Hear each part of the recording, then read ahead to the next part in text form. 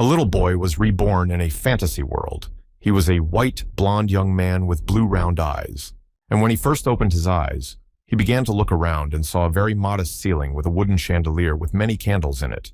So he concluded that this world had specifically stopped developing from the earth. All this time, the boy was in the arms of a woman who was looking at him carefully and also had blonde hair. As for an orphan who did not have a personal home and who died from overwork, this is a very good place for rebirth. And then a young lady took him by the hand and held him in her arms, and after that, the child noticed the second reason why he realized that he was in a rich family. The woman with a sweet expression turned to the child and quietly said, "My baby." 3 years have passed since that incident. The boy has grown up quite a bit and was moving around on his own. And one day, he climbed on a wooden chair, which began to sway from side to side. It turned out that he was looking through the window through which he first saw the world around him from his room. He still had his light blonde hair and big blue eyes. The young man was staring with admiration in front of him, even opening his mouth a little, where small snow-white teeth could be seen. In front of him stretched a settlement with many beautiful houses, so the boy said that it was a very beautiful view. A maid who was passing by at that time noticed a young man looking through the open door, and she was very frightened and said, "Young sir." She quickly approached the young man, grabbed him in her arms, and turning to face the exit, told him that it was very dangerous to climb like that because His Majesty was a Grand Duke. At this time, the boy looked up at his interlocutor and thought about how he knew that his family was part of a large duchy that was widely known in the kingdom. It turns out that the young man was the son of the Grand Duke of Dragogia in the Kingdom of Lionheart, that is, an heir, and it was during this period that he began to learn fencing, because in the future he would become a knight of the kingdom, a fantasy knight, and he will use these swords and his aura. The young man's teacher was a knight sent here from the court, whose name was Sir Gothic. The child looked at this man with admiration, because he expected to get a lot of useful things from their lessons. The boy was sure that they were brought together by the will of the goddess herself. With a slight smile, the man told the parents that it would be a great honor for him to teach their son. The joyful young man, smiling broadly, told the gentleman to take care of him. Several years have passed since then, and the boy is now 14. And during his next training session, he was carrying a large stone and gritting his teeth because he had to exert a lot of strength. The Holy Knight turned out to be a real monster in a human body, and this is logical because it is incredibly difficult to earn such a title. To complete the training, one had to fulfill certain orders to become a knight of the kingdom. One of them was fencing with the master who was in charge of its development, after the initiation ceremony with holy water and the Holy Grail. During one of the training sessions, the boy managed to strike his coach with his sword very hard, and he was sidetracked, and because the boy is the son of Dragonius. However, the man was already experienced in this business, and when he turned back to face the teenager, he raised his sword up. After all, the young man was required to learn everything necessary to become a great duke. The lessons of a duke's pleaser, and the training of a holy knight. The child fell to the ground, but remained holding the sword firmly in his hand. Looking up at the blue sky, the young man said that if God really existed, he would simply pray for mercy. However, the young man is not religious. Again, several years have passed and the son is now 16. The teenager carefully examined everything around him, saying to himself that what he was looking for must be here. And it was in this beautiful adolescence that the young man began to travel the world, even earning the blessing of the goddess and becoming a holy knight after accepting his commission. And when he had walked a few meters, he noticed that something was burning behind the bushes because he could see smoke. And then a logical question arises: how to earn this recognition? Surprisingly, it's very simple. You need to become famous throughout the kingdom for your good deeds. It turns out that the houses in one of the small settlements were burning. At that time, a group of men with weapons were carefully examining the scene, and one of them said that there were a lot of orcs. So they raised their heads up in panic and appealed to the goddess and asked her to look down on them. But when he approached the place of the battle, he loudly addressed the attackers, calling them bastards and asking how they could pollute the territory of the kingdom with their presence. And having finished the last phrase, the young man began to move quickly towards these bastards, raising his sword in front of him, first to protect himself and then to strike his opponent. As he traveled to various places, the son realized that the kingdom had many enemies, and it was at this age that he met the goddess. She was very fragile, had long blonde hair and blue eyes. The young lady folded her hands as if in prayer and quietly addressed the young man, saying, "Son of Wulfric Dragonia, Leon Dragonia." And when the young man saw her so close, he realized that all those who had told him about her were not lying. The woman went on to say that she would give him a commission to prove his faith and honor. The boy knelt down on his left knee, bowed his head, and replied that he accepted the task from the goddess. Waiting for the next phrase, the young man thought that the goddess really existed, and after several years of continuous work, he became a holy knight who had his own new armor and a new big sword. And after that, he was killing and slaughtering orcs. He had enough strength and morale for this. He also cut goblins into small pieces. It was just that when he met them, there was no other option. And the young man managed to slaughter several hundred evil occultists, who were also a threat to the kingdom where he and his family lived and built their future. And finally, he was named a Knight of War, which gave him the right to call other knights to his side. As he stood there and looked around, he realized that they were all green sons of bitches. And when he was 35 years old, we see him wearing beautiful green clothes, white long gloves, and a sword lying on top of him. Because the orcs were still a pain in the ass, but now the demons started running amok. That's why people had to believe in the gods and live righteously. He was a rather nice young man with big blue eyes. He was thinking with a serious expression that he had had enough of these fucking magicians of the empire. The goddess decided to choose this young man, who had been preparing for this all his life. The lady floated in the air and with her hands in the air addressed the interlocutor by name, saying that he was a very faithful knight who served her faithfully. The young man slowly bent his fair head down and looking at something on the ground, calmly replied, "Yes, Ariana." However, during this solemn initiation, the goddess implanted the sacred treasure, the heart of a lion, into him and entrusted the young man to protect the Holy Grail. And so it brought a small golden crown with 2 large blue stones into the young man's hands, which the new owner carefully lifted up and put on his head. The young man became the Grand Duke of Dragonia and the ruler of the Kingdom of Lionheart. At that time, winter had already come, and he was dressed in a large white fur coat, because this was the most fierce season for them. And that's when he was 80 years old, and a lot has happened since then. The knight had a big white horse, on which he traveled everywhere with his companions. It was during this period of time that 3 major wars took place with the orcs, who were constantly grouping, preparing and attacking them, testing the strength of the kingdom's workers. And the empire brought even more troubles to their lands. And suddenly, the chief froze in place, thinking about all this. Then a subordinate who was dressed in metal armor approached him. And he broke away from his thoughts and slowly turned his head to his interlocutor and calmly said that the Imperial School of Dark Magic was up to something again, and all because they had taken in the damned northern occultists. And a logical question arose: how dare they turn away from the gods? This is what happens when human rights are given to those who do not deserve to be even slaves, and it was decided to invade and seize their territories. Again, several years passed, and it was already the 96th year, and it was at this time that the imperial bastards finally got their way. And among them, one with a very old face and a few teeth in his mouth shouted loudly that they were giving him 1,000,000 lives. After all, the emperor had crossed the line. The bastard who didn't want to die went to the next world along with 3 million inhabitants of the imperial capital. After that, the leader gathered the knights and took his sword, the blade of which was still smeared with orc blood. And moving forward with confident steps, he told his colleagues that they were now heading to the territory of the empire.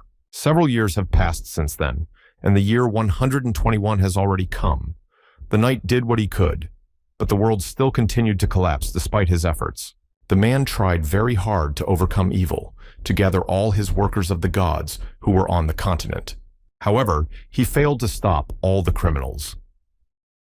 While the blond man was sitting on his knees and looking at the toy, his partner quietly approached him from behind and called him by name. Without turning his head, the Lord calmly addressed him by his name, Sir Aaron, and said that he could be proud that his father. And he did not finish. He was quiet for a moment to find the right words. But after 3 minutes, he said that the boy's father had died with honor and joined the gods in heaven. The young man froze in his tracks, surprised by these words, and quietly replied, "Yes." When they returned, they came to meet the goddess, and the saddened knight, with a serious expression, said that his army was gone, but she could still see for herself by looking ahead. And in a second, it was concluded that all the subordinates were shaking with fear. The commander asked the next question, whether they had heard the sounds of criminals who had already settled in these lands. The women calmed their children, who were drowning in their tears. The knight added that they were all guilty of the deaths of our brothers. The man shouted loudly and asked his subordinates if they had heard the cries of those who had taken the lives of their loved ones. But the goddess is theirs, the owner of her sword, holy spear, and holy grail. A blond man sitting on a white great horse asked the people if they had heard the cries of those who tried to destroy everything in sight.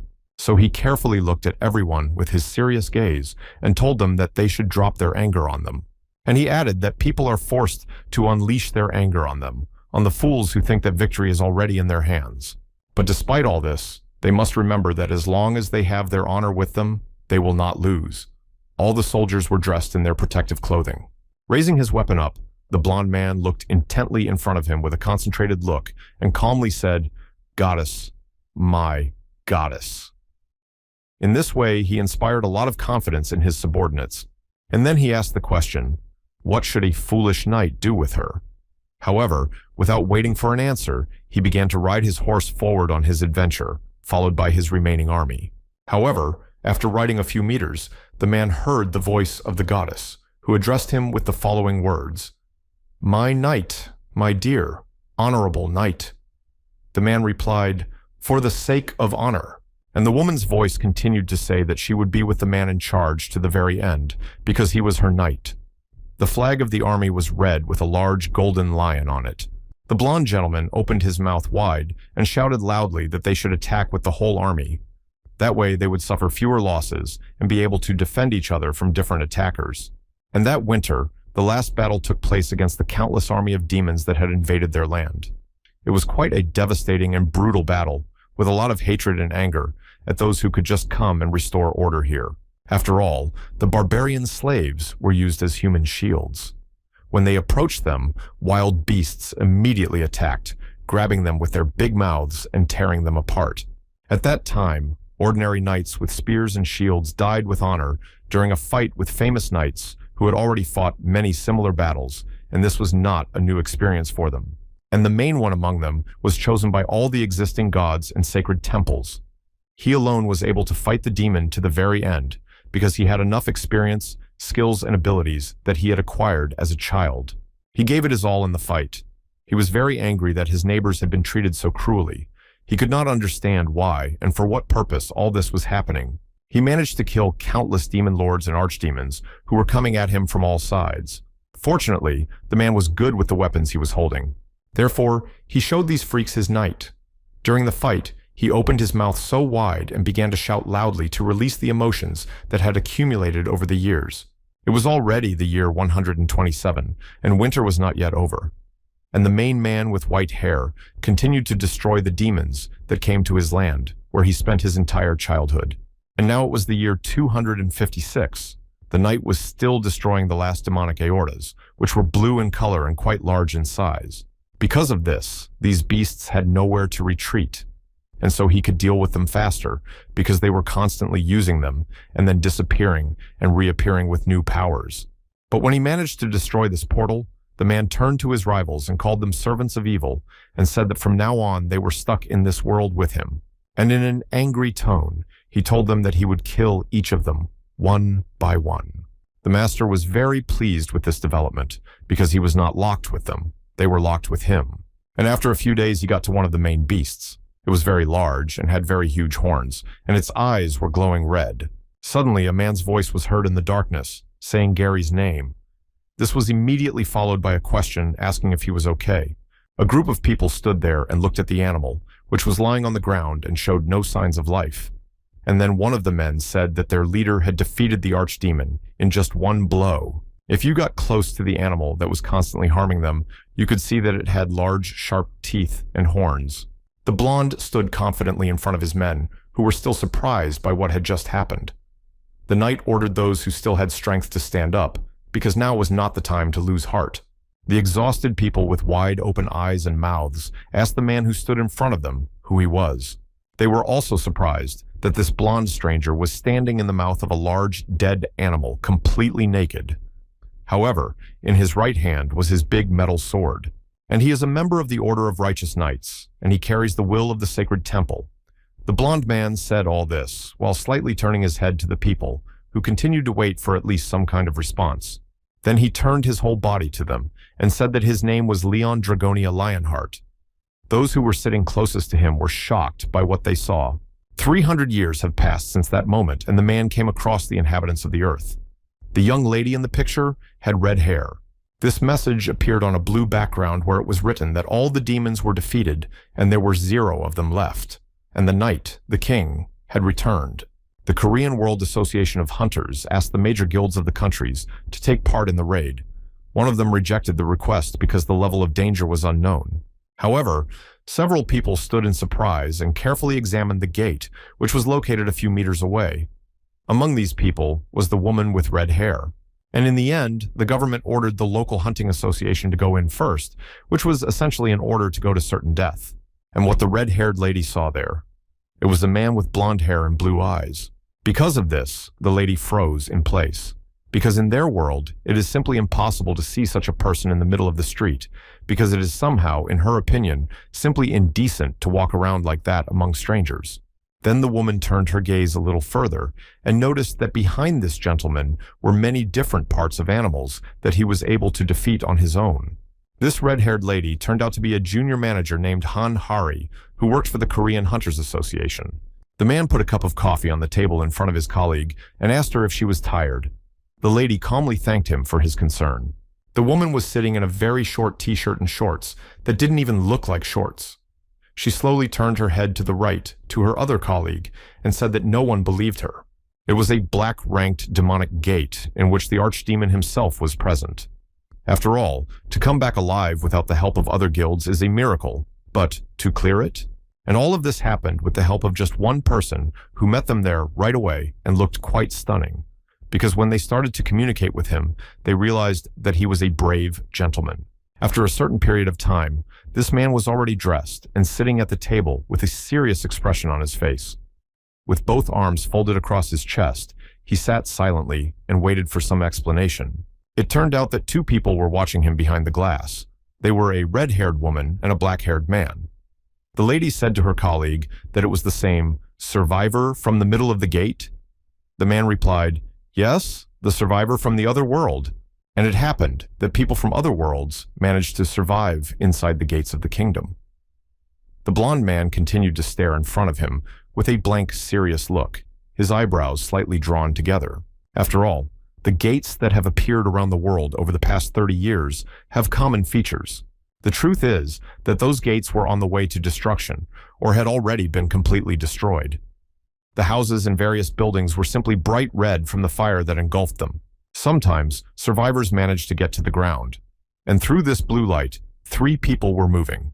The first one was dressed in some ancient clothes, and these creatures could keep the incredible power they had gained in the demon realm. The gentleman who was walking in the middle had a metal helmet on his head that completely covered his entire face. That is why the government tried its best to meet the needs of the survivors. That's why as soon as they showed up, they were met by government officials with a nice, friendly smile, telling them about further actions. And plans for reconnaissance were also developed. Because of this, the government workers not only smiled, but also extended their hand to shake and show them that they were happy to see them here. A man and a woman who worked as hunters sat next to each other on chairs. The woman said to her colleague that they had to find out everything about this survivor, no matter what. The man put his hand on his head with a sad expression and said that even a hunter of a morning had to risk his life fighting high-ranking demons. This was a monster that even the most experienced S-rank hunters were afraid of because it was very large in size. It had enough strength to deal with several attackers at once. However, he managed to kill it on his own. One of the capabilities of this beast was that it could fly because it had 2 large wings on its back that allowed it to move in the air. And when the newcomers came through the portal, they were shocked by what they saw in front of them at that very second. For some reason, they thought they would have to search for the monsters themselves, but here it was, right in front of them. And the blonde man defeated it right before their eyes, leaving no chance for the animal to escape. So they just froze in their seats in amazement.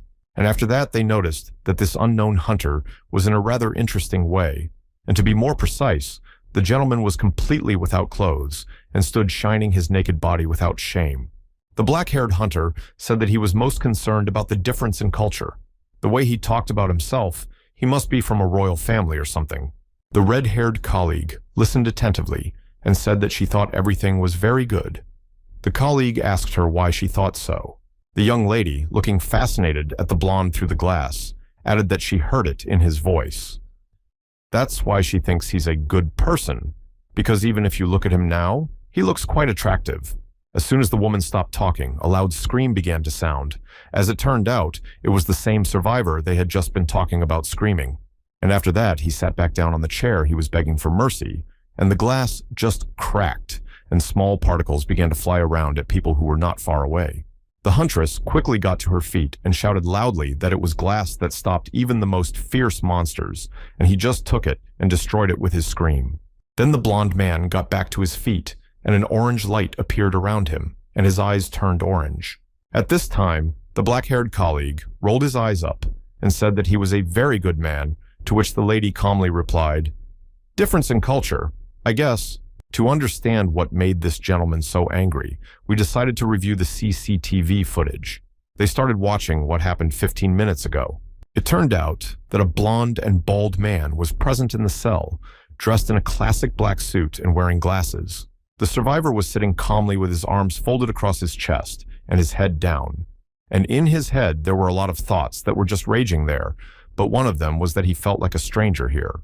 And then a memory came to mind of when he was an orphan who worked very hard until he was 20 years old and then died of exhaustion. And then he was reincarnated in a completely different world and became a night king for more than a century. And during his coronation, he was given a golden crown to emphasize his status. However, when he became an adult, an independent young man, the world was taken over by demons. He had been hunting them for about 200 years, and when one of them caught his eye, he simply did not leave him alive. The blonde continued to sit with his arms folded across his chest. He began to think that if he took everything into account, he had lived like this for 300 years. Suddenly, his thoughts were interrupted by a bald gentleman sitting opposite him, wearing dark glasses that completely covered his eyes. A sweet smile appeared on his face, and he opened his mouth wide and said, Then he moved closer to the table and put his two hands on it, faced the interlocutor, and then said, "Leon Dragomania." "Leonhardt, is it?" While he was listening attentively, the thought occurred to him that in any case, it would not be beneficial for him to reveal the fact that he had once been an earthling. After all, a night king who lived for 300 years in the afterlife is not much better than a 20-year-old boy who died of overwork. The employee of the cantor's office was very surprised by this request because he had never in his experience met such survivors who were from the royal family and who should be treated with such respect. The bald man raised his right hand and began to scratch his head. Then he smiled sweetly and said, Yes, Your Majesty." The onlooker realized that he was being played. Then the question arose whether he was a good person or whether the government was just being cautious about survivors like him. The interlocutor calmly continued, Yes." He didn't even show that he was surprised. However, the employee said that the Black Gate, that is, the world of His Majesty. And he emphasized that the gentleman had made contact with their hunters. The man started writing something down on the sheets that were in a folder on the table. Then he asked whether he had really killed all the demons himself. The blond man listened attentively and looked up at the bald man, and with a serious expression, answered shortly and clearly, "Yes." However, he suddenly decided to ask the question, "Have you forgotten?" The employee of the hunting bureau apologized in surprise and asked what he meant. After all, it didn't mean anything to him yet. The surviving blond man folded his arms across his chest and confidently said that he had killed all those evil animals and thus defended the honor of the knights. Therefore, he ordered the Lord to become his temporary thank you. He added that he would give him the privilege of recording this glorious incident. The bald man, who still did not understand what was happening, said in confusion, Yes. Yes." Then he regained control of his thoughts and emotions and lowered his head and looked down and began to write something down, thinking that it was just a difference in culture and should not be taken seriously. While the bald man was slowly trying to document their entire conversation, the surviving blonde continued to say that, in any case. This made the gentleman stop for a moment and look up at his interlocutor. With a serious expression, the survivor asked that there were no rules of etiquette for dealing with royalty. This already infuriated the bureau worker, and taking his smartphone in hand, he shouted that he was probably hungry. Therefore, he would order food right now. Instead, the blond man looked at him attentively and asked him to tell him in detail about this world. At the same time, the thought flashed through his mind that he needed to find out what had happened to the earth while he was away. The interlocutor carefully adjusted his dark glasses, which were creeping a little from nervousness.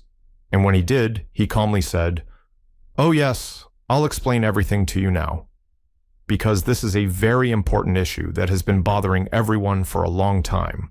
Straightening his back, the man began to tell us that this horror happened to them suddenly 30 years ago. Nervously, he fumbled with the pen in his hands and added that the gates began to open. They were blue in color, and through them, various monsters and demons began to appear in their world, bringing great harm to their daily lives, and thus preventing everyone from living their lives normally. That's why, after the first incident, all the inhabitants were constantly in a state of emergency, because many animals were too big and difficult to deal with, and some had some other superpowers. And when there were a lot of losses, people realized that each gate has its own theme and a clear task. But when the gates were left unattended, the dungeon would break through and monsters would come to the ground. Then the bald gentleman suddenly got to his feet quickly and leaned his hands on the table and said that he thought the food had already arrived at the cantor's office. The survivor said in surprise, and he did not react to the food, but to what he had heard for several minutes. Then he raised his right hand to his chin and rubbed it, and began to think about how everything was a little different. After all, in his world, these animals and demons appeared as games in the rain, and there were a very large number of them at the same time, so he had to spend a lot of his energy on them and use his skills with cold steel. However, today he learned that there are gates on the ground, with themes and tasks. A certain group of people who specialize in this are sent to fulfill them, and the people of this group take weapons with them, which they are quite good at. The blonde survivor still couldn't understand what it was and why everything was so different from the world he had lived in for many years, and what he saw at home, because they did not have any similar tasks. And it was as if it was to teach him something through trials. And a large man with a brown beard and hair on his head was shown. He was lifting a large metal hammer near the ground. These thoughts of the blonde man were interrupted by his bald interlocutor, who was just returning to the room, addressing him sweetly saying, "Your Majesty." After all, he had left for a certain period of time. It turned out that he was going out to get food that had already been brought for the survivor. A gentleman in a classic suit came in and happily announced that the food was ready. All the blonde man said was, when the bald bureau worker put the dish on the table in front of their guest. The dish was steaming, because it was just cooked, so he opened his eyes wide in surprise. He sat there for a few seconds and did not move. The man carefully examined the contents of the plate and the steam that was quickly rising. Then he said quietly, "This is..." because it reminded him of something from the past. There were several plates on the table with various fillings, and the gentleman who brought them said that it was bone broth that had been cooked for several hours with pepper and salt and some crispy kimchi. And again, a memory flashed before his eyes when he was a quinoa farmer in the land of Solantan, and for him, it was the food of his soul. He had a similar plate on his table and enjoyed this dish at dinner. After all, people tend to enjoy the food they know and love more than new foods.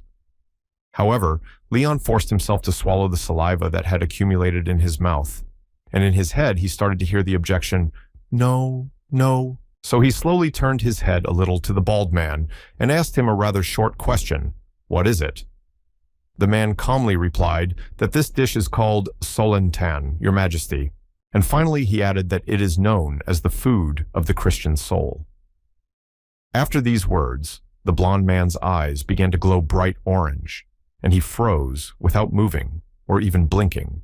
Then he was overwhelmed with emotion and rose to his feet and began to shout loudly, "You are a beggar. How dare you defame the glorious name of the Lionhearts?" It sounded quite loud, and an orange light appeared near the survivor and around him. A second later, he continued to shout, "How dare a Christian serve a royal person a dish?" He asked if their kingdom was like that with the royals of other kingdoms. After all, he is Leon Draconius Leonhardt, a royal representative from the other world, a trusted face of the gods, the guardian of the Holy Grail, the owner of the Holy Blade and the Holy Spear. So he angrily threw the plates on the floor, and all the food flew around. And the blond man said, "Oh no, get out of here, you beggarly Christian." He could no longer control himself. Malus, the Lord of Chaos, and master of 23 great devils. The archdemon who could kill 1,000,000 demons. And it was the embodiment of a 300-year war. And finally, a returnee who used to be an earthling. And standing there, a very angry survivor who had returned after 300 years began to think that there was a complete mess going on here, although it hadn't been like this before when he lived here. And he made a certain conclusion from this, that it is all because there is no correct religious faith, because enlightening stupid Christians is the duty of the royal family, which he now represents here. And even though he was back on Earth, he was still a king, a knight. The blonde stood for a few minutes and carefully examined the plates lying on the floor. However, a few hours later, a new dish was brought to him, namely a medium rare steak. And using a skillful knife and fork, the man was happy to taste this dish, which he liked. At this time, the dark-haired hunter asked his colleague how he recognized their food, chicken and vermicelli with black beans. The red-haired lady smiled sweetly and replied that it was good that he was eating steak with red wine, which was made in 1993. Then the man addressed the woman by name and said that she would go first. The lady angrily clarified that she was bad at the historical dialect. The gentleman replied with his arms folded across his chest that the blonde was more interested in her. After all, she had been complimented on her courage, saying that she was very brave, so he would definitely not kick her out. The red-haired woman calmed down and said, Did he just say I was brave?" Because she was very interested in that. Then the woman walked over to the door and began to open it carefully and slowly. Looking through the small crack, she put one hand on his chest and said that she was very sorry for disturbing him during his meal. The blonde turned his gaze to her and began to wipe his mouth with a large white napkin, clarifying that she was the swordswoman from the event that had happened not long ago. He liked her, so he invited her to sit down across from him. The huntress was very pleased by these words, so a wide smile appeared on her face, showing her attitude towards him. When the red-haired woman was seated at the table, she leaned a little towards her interlocutor and asked if he liked the food. The blonde answered with a lowered head that it was quite good, and he even felt the sincerity and sophistication of the cook. And the reason why he was causing them all so much inconvenience was not because the food was modest. It was because of their attitude towards the king. The man said this and folded both his arms across his chest. That is why, when they meet royalty from other countries, they should be treated properly. And he clarified that wasn't this due to their status in their nation.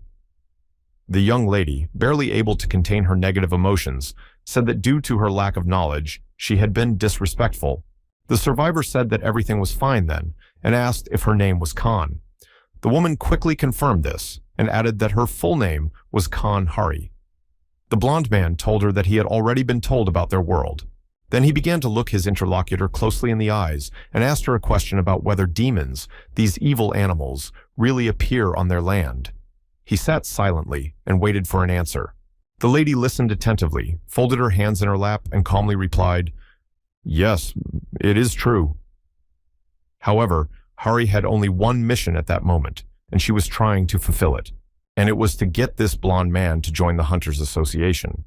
So she sat there, and the thought flashed through her mind that she needed him to at least stay in their country. That's why she asked the gentleman if he would give them his royal permission, and the South Korean authorities would be able to take care of him from that point on. After all, the motive of the 21st century intelligence war is to find the embroiderers. No matter what support they promise them, all countries want the survivors. The blond man slowly lowered his head and gazed to the floor and began to look at something, saying sadly, "I see," because he still did not understand how to react to this and what to do next. Then he put his foot down and confidently added that since he had settled in this world, he had to go to the battlefield. Since he was a noble knight, it was only right that he should fight. The red-haired woman was very happy to hear these words, and smiling broadly, decided to ask him immediately if he wanted to join their association of hunters. The man answered like this, but he added that he could not be a soldier in the army of another kingdom. So he decided to create a new knightly order here, in this new world. He said this in a slightly raised tone.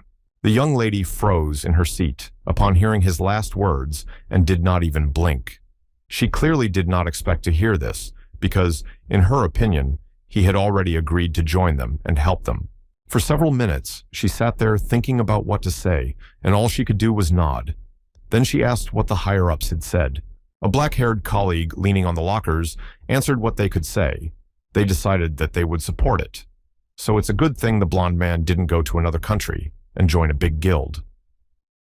The young lady put her head down in relief and said that to think that only an association associated with the government would favor him. And this is the fault of the bastards from the big guilds who flaunt their money and power. These thoughts made the lady boil. Seeing this, her colleague replied, yeah, since you brought it up, the Phoenix Guild. Suddenly, their conversation was interrupted by a loud signal that echoed throughout the room. They looked at each other in confusion and looked around to see what was happening. A second later, they received an orange-colored message on their phone saying that a dungeon had been breached on the plains of Konam, so they had to go to the scene quickly. The black-haired man gritted his teeth and said angrily that if the dungeon breakthrough occurred in the location of the granary, the demons would stop food production, and that would make him angry. Red Hair asked, that isn't the S-ranked hunter Li Yunwangxi in the Phoenix Guild? Therefore, there was no way that he could not close this gate. After all, he was quite a large and skillful man. The furious gentleman said that he was just sure that these bastards had another plan, and it was bothering him, so they had to go quickly and solve the problem. The woman was very surprised by this decision. After all, the Phoenix Guild are sons of bitches. The blonde survivor, who was still sitting in his cell, heard all this conversation and began to think about what he had heard. It seemed to him an interesting way to use his skills, and he realized that there was a rather big problem for this world, and he can offer his help, of course, if they are ready to accept it, because he could help in this matter. Then the phrase, if the dungeon breaks through, will the land become infected and the crops fail, was heard behind the door. The blonde man raised his hand up and examined it carefully and said that, as expected, there was no such thing in this place. Then he brought the same hand to his chest and began to look ahead of him, thinking about something in detail. However, suddenly a question came out of nowhere. Are you okay? And the gentleman froze in his tracks. In his mind, he was transported to a large white palace, and he quietly said, Demera. It was a very beautiful and majestic building where important people lived. A few meters away stood a woman with medium-length brown hair. She was dressed in a long green cloak. She had a hood over her head which covered her eyes. Next, the pit is shown, which was red in color and growing larger by the minute. It was located in the middle of a field with many hectares of wheat and barley. The first group of hunters living nearby arrived at this place. One of the young men asked the leader, named Li Yongwan, what was going on. The man was surprised to find out if this young man was from the association. Without waiting for an answer, he went on to say that the newcomer, Han Hari, was also here. At this time, the red-haired man and his black-haired colleague were standing a few steps away and heard all this and did not like it very much. However, the black-haired man began to show it on his face with gritted teeth. He said that this bastard had deliberately allowed the dungeon to break through. As he said this, he looked at his opponent carefully. The gentleman with the pink hair was smiling sarcastically in response. However, the black-haired hunter continued that he had done all this because they hadn't accepted his request, so they had done it. It turns out that the Phoenix Guild had been asking for gate tax exemption all along. After all, they had a lot of profits from the magical crystals and materials they got in the funnels, and they want to be exempt from paying these taxes in the amount of 1 trillion. The black-haired man thought that they already had enough benefits as a large guild, but to think that they only did so because their request was rejected. So, this hunter continued to stare at this insufferable man for several minutes. The red-haired woman leaned forward a little and loudly shouted to Li Yunwang that they should close this gate right now. After all, there is only 1 week left from today if they leave things as they are.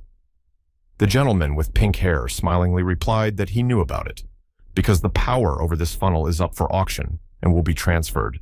And pointing to the people standing behind him, he said what he should do, because the members of his guild were very seriously injured. Therefore, it will be difficult for them to conduct raids in this condition. The guy standing a few steps away smiled sarcastically, and turning his head to the side, he told his interlocutors that they would try until tomorrow, but he did not know what would happen. The angry young lady shouted furiously, You, don't you have any patriotism? They know perfectly well what will happen if the Hanami plains are infected. After these words, the gentleman from the Phoenix Guild began to smile very evilly and teased that maybe he did not know. This was done on purpose to further provoke his rivals, who were already boiling over. Then he asked a question to find out why they were behaving so childishly, and turning to the woman by name, he reminded her that he had told her about it last year. Had she forgotten?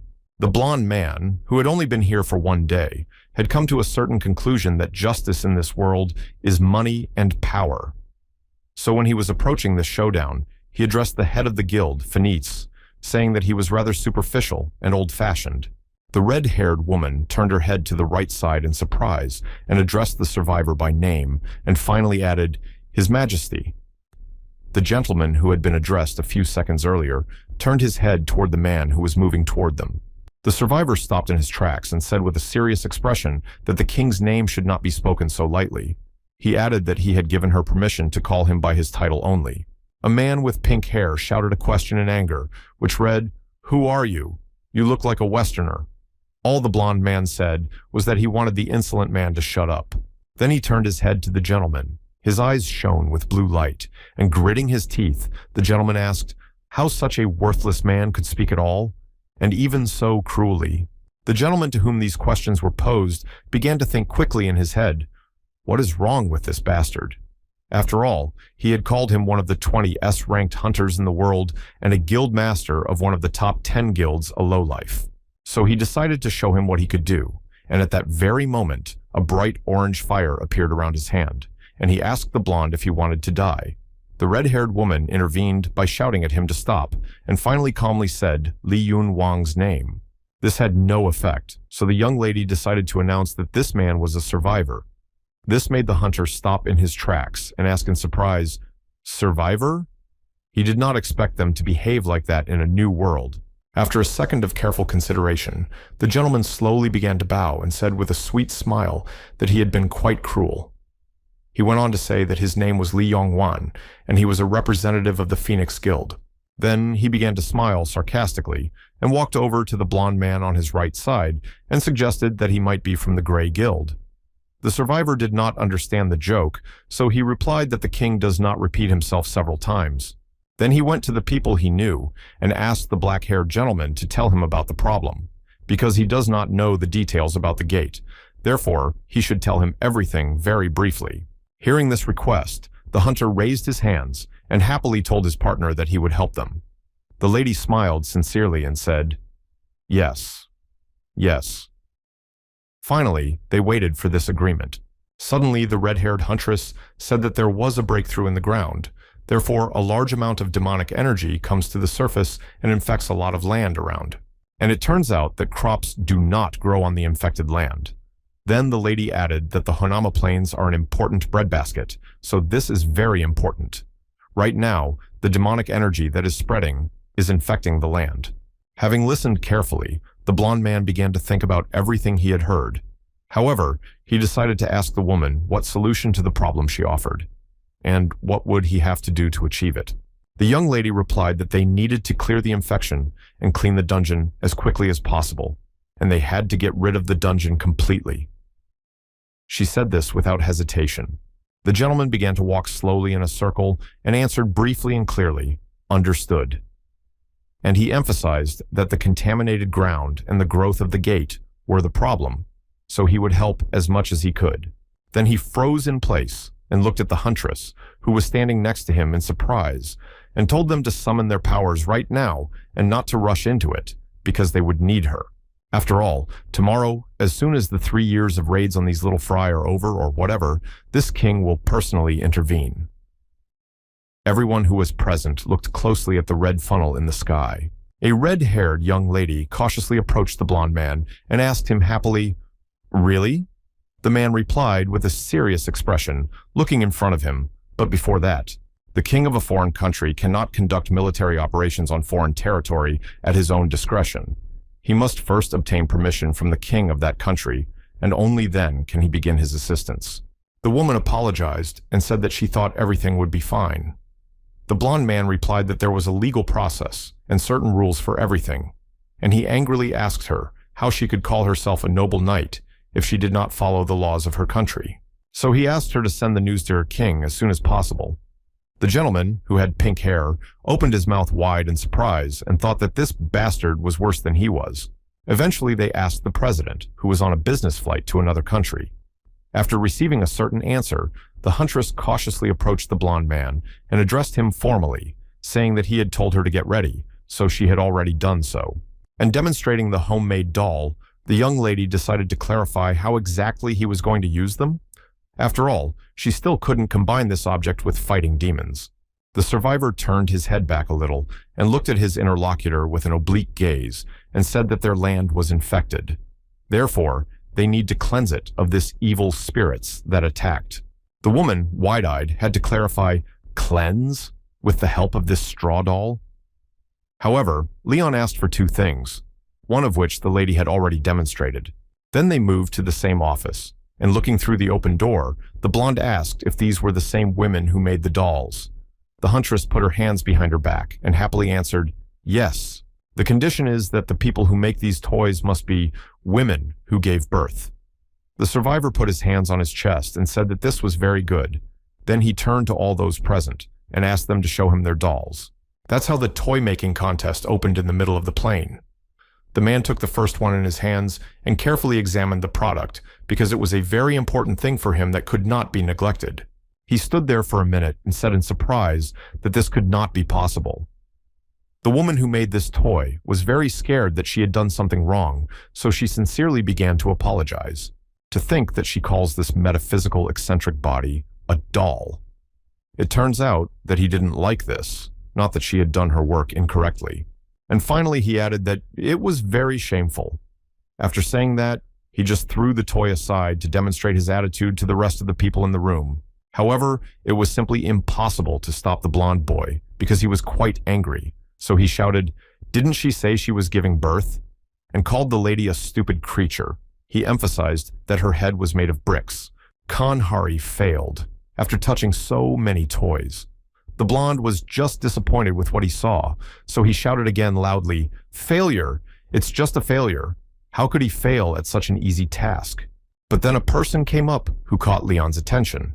She was an 89-year-old woman who had been married for quite some time. The lady approached calmly and smiled sweetly.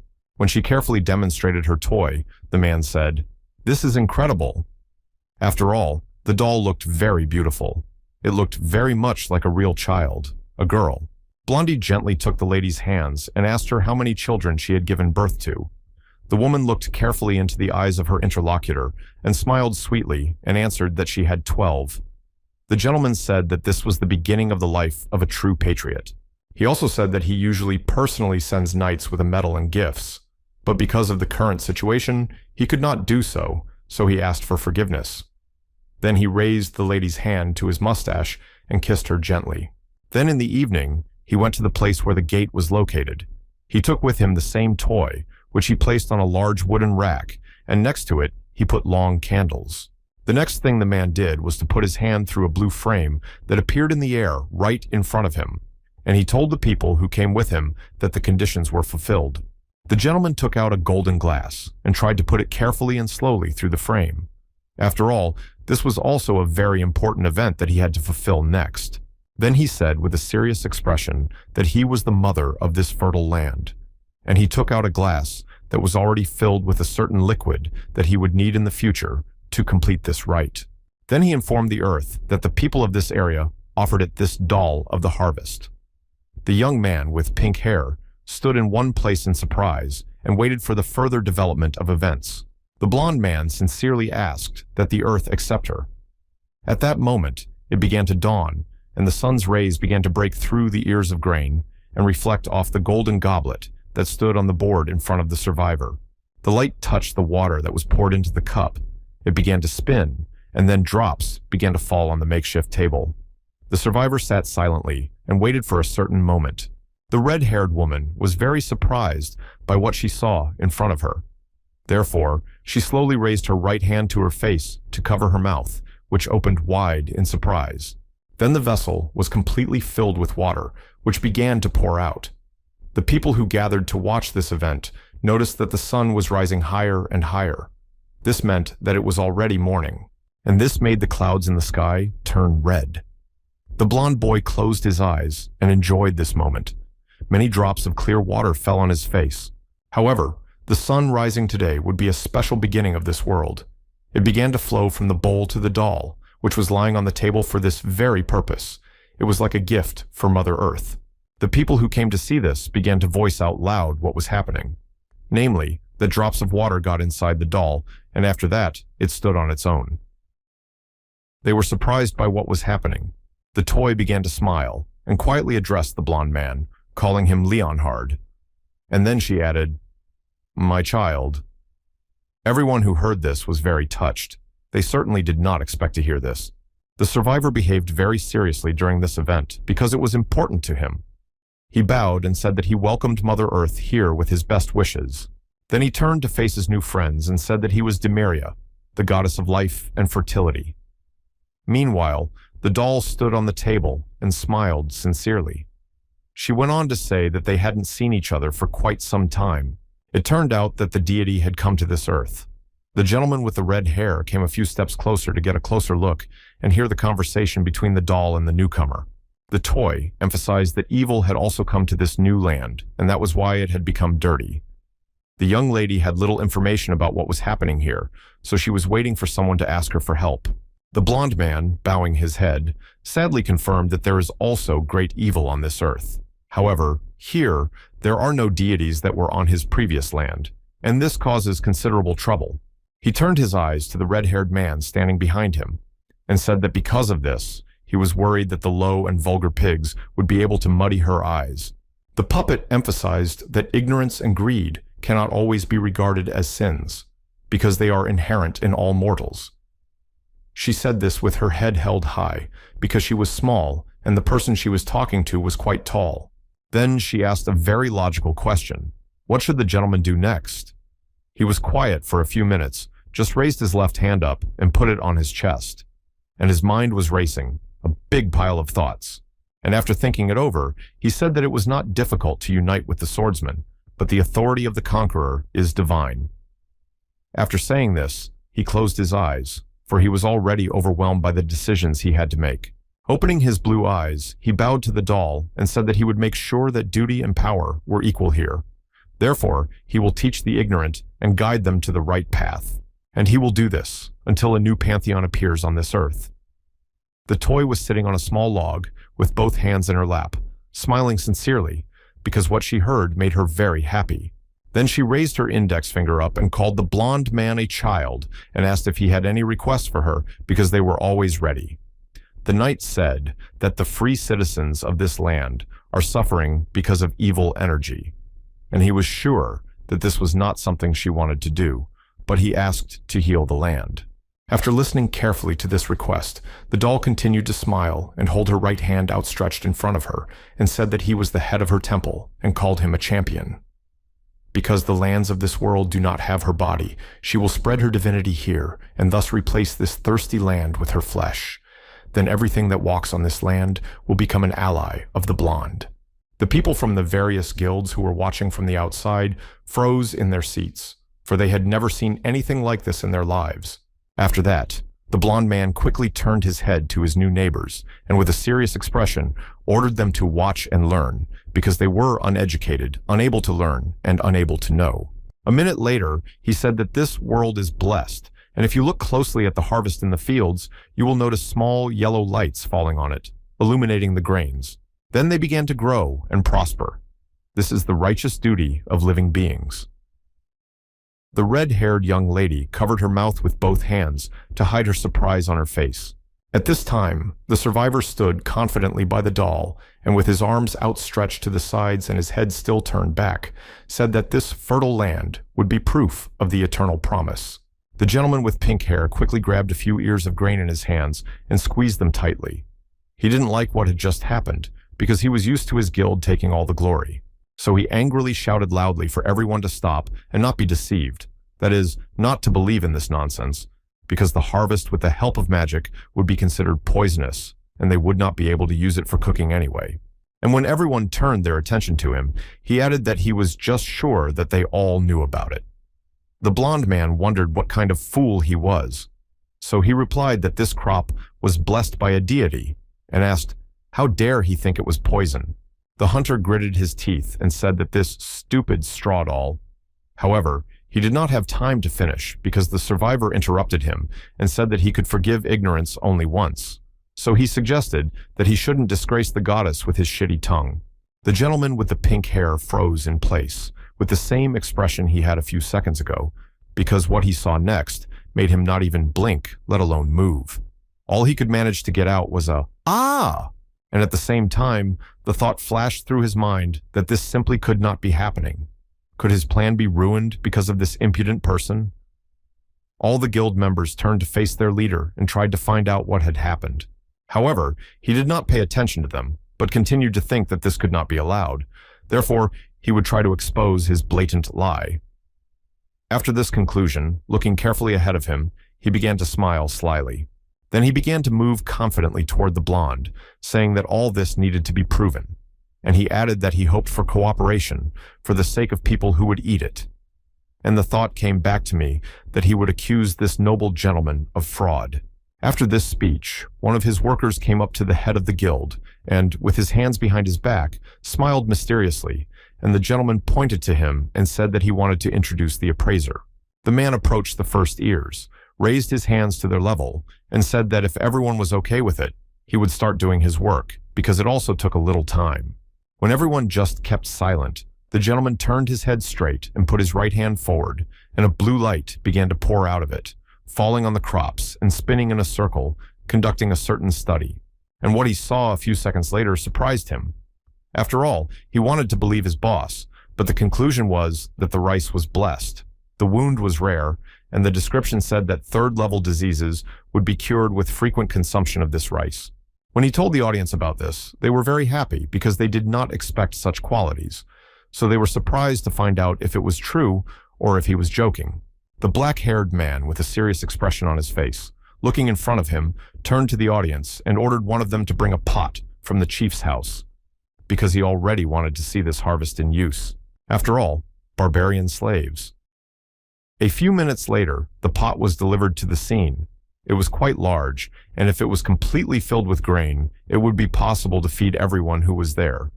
There was also some wood for the fire near the pot. When an hour passed, this man was already standing with a bowl of cooked porridge, which he had already tasted a few spoons of, and was saying that this simply could not be. At the same time, he was looking at something on the blue screen that appeared in front of him. The message from the system read, "Rice prepared from a blessed rice plant. Resilience recovery rate will increase by 100 every minute. Mana increase rate will increase by 50 every minute. The duration of the effect is 8 hours." After reading this carefully, the gentleman sat down on the log and calmly said, "How can a simple rice be a booster eucalyptus that costs 3,000,001 per bottle?" A red-haired woman standing a few meters behind him turned to her colleague. However, he was not paying attention to her, so she quickly ran up to him and bent down to eye level and said that it was just a sensation. However, the man didn't like the fact that she hadn't finished chewing and had already started talking. So he made a remark about it. What happened next made the gentleman tear himself away from his meal because his colleague said that she was very curious and picked up and ate the bug. Watching her reactions closely, he asked her, "A bug?"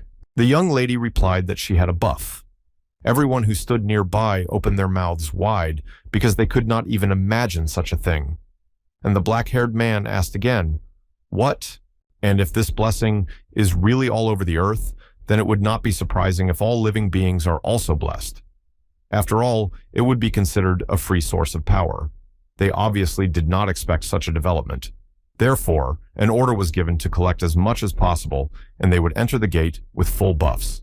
After that, the motivation of the raiding team of the Hunters Association increased. At this time, a doll addressed the blond man, saying quietly, "Child." And the man replied, "Yes, dear goddess Dimera." The young lady said that it seemed that her business here was over. Therefore, she should immediately return to her home because she had many unfinished tasks waiting for her there. The survivor knelt down in front of the toy, bowed his head, and put his hand on his heart, saying that he would never forget the divine love she had given them, for it would be of great benefit to them. The gentle hand of the lady approached the bright head of the gentleman, and in a sweet voice, she asked him to let her give him another piece of advice that would be useful to him in the future at a certain time. And bringing both of her limbs to her chest, she said that he should not forget to eat well, because it will bring him a lot of new strength that he can use in the fight against evil and demons.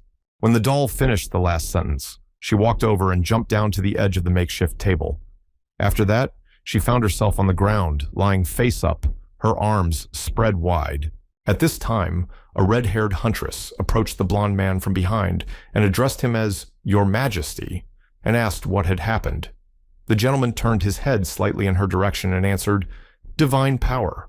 And a second later, he asked the question, "Is there really no God in this world?" The young lady froze in her tracks, and you could see the confusion on her face. However, she answered that she was not really sure. The blond man, looking forward with a concentrated gaze, said that the right life and the world are created with the help of divine power. So emphasize that they earthlings had better remember this. And now that all the soldiers were assembled, they could enter the gate, which was increasing in size every day and became bright red. And it showed that there was very little time left. The man with pink hair was approached by his subordinate and asked him if he would be okay. After all, at this rate, their planet was facing a complete fiasco. The boss angrily replied that this damned survivor bastard, it's not clear where he came from and why he behaved so confidently in an alien world without any allies. Because if it weren't for him, the government would have no choice but to listen to their request. Therefore, the thought flashed through my mind that it would be better if he died right at the gate and no longer bothered them with his presence. Watching carefully as everyone on the field began to line up and slowly move toward the red gate, the man stopped in his tracks and began to think about what he needed to do. And when a certain course of action came to mind, the boss began to smile sarcastically, putting his right hand to his chin and saying that it was a pretty good idea. The employee standing next to him asked if he was okay. He replied that there was no need to worry. And then he added that this gate had already been raided several times. The subordinate looked forward to where the portal was located and confirmed this and emphasized that the middle was a little heavy. But there is only one Hanhari A rank here.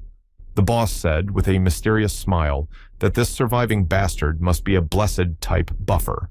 And he said that, in his opinion, he was full of shit when it came to fighting. And that means they will definitely fail, and they would not be able to complete their task, which made the gentleman with the pink hair very happy because this development would be to his advantage. When several people were already in the middle of the gate, they saw a giant monster that could not be defeated in the usual way. After all, it had already adapted to such conditions. Suddenly, a new message appeared on a pink transparent screen, which read a warning, but it was that the Earth was about to break through. Therefore, death is possible, and all the lives of living beings in the gate are now on the countdown. After passing through the narrow white tunnel, everyone found themselves in a strange world. The black-haired hunter walked first, holding a metal shield in front of him. And in the center, looking around, was a blond man. Stopping on the spot, he said, "In other words, most gates will close if they don't complete the quest or defeat the boss." He said this with his arms folded across his chest. Then he put his hand to his chin and said that he really liked the duel with the boss. Hari couldn't tell him that they usually gather in a group, so she just smiled mysteriously. When they had walked a few meters, they saw a man's body on the ground in front of them, but only a skeleton remained. The survivor looked at him carefully and said, and put his hands behind his back. A second later, he added that he was told that they had already tried to defend the dungeon. But it seems there are actually more monsters than he thought. It turns out that this is a feature of this area. The red-haired huntress then said that although the number of monsters usually decreases as they are defeated with most gates, saying this demonstrated the statistics that appeared on the right side. In the case of skeletons and zombies, or even demons in special cases, as long as the main one is alive, they will spread endlessly. After all, he decides when it's enough, and he's the kind of guy who just won't stop. The blonde turned to face her and became very interested in the story. So he said that it meant that it would only end when they defeated the boss. and without waiting for an answer, he added, "I see." And then he began to walk quickly forward, saying that this must be one of those dungeons with a boss. The red-haired woman added that it was most likely so, and maybe it's a necromancer who controls the skeleton. A second later, the young lady stopped in her tracks and began to carefully examine the new message on the pink screen. It read, "Warning. A dungeon breakout has begun. Death alert. All living beings within the gate will now have a time limit. The Knight Commander Dullahan is advancing with his army. 3 hours left." Then a picture unfolds of a man bravely fighting several opponents at the same time, and he was doing quite well because each of them was seriously wounded. Suddenly, the black-haired gentleman turned angrily to Li Yongwan and called him a bastard. He should have warned them before they got here. Everyone had the right to know the truth, whatever it was. The blonde and red-haired colleague listened attentively to this speech. They had not expected such a reaction. Therefore, they did not know how they should react to it. For a few minutes, they just stood there silently, blinking. Then a large metal monster was shown, with a bright blue light shining around it. It also had a glint in its eyes. First of all, it was the most important of all the animals and demons. He was riding on a large black horse, which had a very strong body. It was capable of carrying several hundred tons. He also had a very lush, thick, and long tail. Again, a new message appeared on the red screen. It said that there were 2 hours and 50 minutes left to kill the Knight Commander. After walking a few kilometers, the hunters noticed a group of monsters and began to talk among themselves that there were a lot of them. So one of them turned to the black-haired man and asked him if he could distribute the potion. The man replied that he should focus on distributing them to the higher-ups. In the battle, the following dialogue took place, where the first question was, how many archers and magicians were there? A young man with brown hair replied that he could see 30 archers and 2 mages right now. So those who have sniper skills should take up the riflemen, and whoever has a shield has to stop their movement, and they have to do it simultaneously to avoid casualties among them. The army of skeletons was rushing at the hunters. They were led by a black-haired gentleman who, seeing this, loudly shouted, "Fuck you, bastards!" This demonstrated that they were very brave. A few seconds later, the first fight took place between the one who went first and one monster who wanted to attack immediately, but he failed because the hunter covered himself with a large metal shield. And after the first strike, the gentleman concluded that they were stronger than he thought. So the Orange Gate is really different. Because of this, they will have to sweat a lot to deal with everyone. He got to his feet and struck the demon again with his shield, which made him throw his head back and try to stay on his feet because it was very powerful and with such a weapon. Striking the next blow with a large hammer, the man began to think that they were very strong for people of B rank like him. Of course, they did not expect this to happen and came here with different ranks. Then his attention was drawn to what was happening behind him, so he cautiously turned his head and gazed there and noticed something he hadn't seen in his experience as an evil hunter. It turned out that several skeletons stood in a circle and raised their hands up, saying something quietly. The black-haired man realized that these simple skeletons had an advanced new spell that they were just now trying to use. So he decided that he had to get their attention so that they wouldn't be able to do it to the end, because it could really hurt them. So he began to shout loudly, "Here! Here!" One of the skeletons, smiling slyly, created a small blue ball in his hand and threw it at the crowd of hunters standing a few meters away. He did this because they had interrupted their spell, so they would have to start all over again. When it got to the hunter, it hurt him a little bit. So afterwards, he immediately informed his colleagues that he was fine, because it was just a small scratch. He added that they should know that this weapon is very expensive. As soon as he finished the last words, he was too close to the main one among these monsters, who was sitting on his big horse. For a few seconds, they stood there and looked at each other to guess each other's thoughts. The black-haired gentleman was very angry, so it was difficult for him to contain his anger even for such a short period of time. However, he managed to say, "Dullahan." After that, he moved his metal shield forward, for a sword with a blue light shining around it was already moving toward him. It was the weapon of a rider who decided that he needed to act right now and not put it off for a while. It was a very powerful blow, because the hunter was simply lifted off the ground and carried back like a light feather. The chief among these beasts remained standing in his place. The man landed, hitting a large stone wall, and his weapons scattered around him. Lowering his head down, he began to cough loudly because the saliva had nowhere to go. The red-haired woman was very frightened, so she froze in place and shouted loudly to the head of the department, "Kim." The blonde stood with his arms folded across his chest and looked calmly in front of him. Another huntress approached the woman with red hair and said that they had to save him. She asked if they should ask for the reserve forces.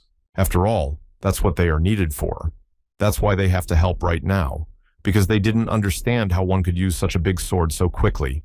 They need to stop it immediately. Then the young lady turned her head to the blonde man and thought, even if he was the king of Leonhardt who had defeated the archdemon. So she quietly addressed him, saying, "Your Majesty." When the man turned his head to her, the young lady asked him for help with a disappointed and desperate expression, for they had already realized that they would not be able to cope with this task alone. For a few seconds, the survivor stood there thinking about what he should say and how to act. After all, he had not yet decided whether he would use his strength here. After all, he didn't have much of them left anyway. After thinking it over carefully, the gentleman said that the king should not take part in such a small battle. The woman did not expect such an answer, so she decided to ask what he meant. The blonde man asked the next question, asking why she was looking for ways to strengthen her honor. The woman froze in her tracks and opened her mouth and eyes wide in surprise. But this did not stop the blonde man, and he added that he could not believe she was trying to force him to help on these damn bones. It seems very rude to the goddess, so he can't bring himself to look at it. The red-haired woman's mind flashes back to what is this man saying? Her colleague, who also heard this answer, asked what they should do next.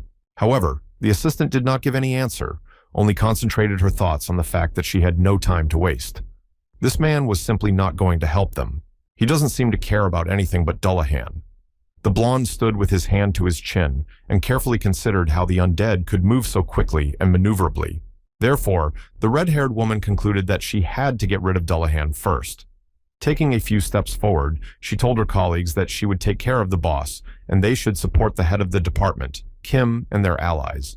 After saying the last words, the woman picked up the pace and began to move quickly forward towards her goal, because there was no time to postpone it.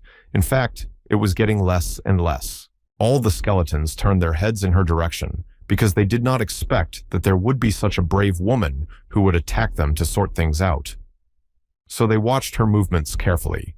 When the young lady ran up to one of them, she pushed off from the ground, jumped high up, and with her right foot, stepped right on the face of the skeleton, which bent backwards in its back. Then, she pushed off from the face and flew even higher up the mountain and approached the main one. In the moment of flight, the lady swung her sword to strike the big bastard. However, the blow fell right into a giant metal sword, which the leader quickly put in front of him to protect himself and his horse, which he uses to move around. The woman concentrated her eyes on the place of the blow and began to think that he had blocked it. And then the realization came that it was not as simple as it seemed. She needed more strength and a better weapon than she had. The next thought that came to mind was that it was necessary to separate this beast from the crowd, which was protecting it with all its might and not allowing it to approach properly. Then it would be possible to deal with it. Then the huntress looked directly into the eyes, which were glowing with blue light. What happened next surprised the woman quite a bit, because she did not yet understand why it was done. A second later, she realized that he had tilted his head back to block her view, and a logical question arose. What kind of undead beats like that? Because it is not clear what it should do. Then the young lady landed on one knee with her head down, coughing, because she did not have enough air in her lungs from such exertion. She stayed in this position for several seconds, and when the huntress gained a little strength and raised her head up, she saw the leader of the horses in front of her, and she realized that she had managed to separate him from the others.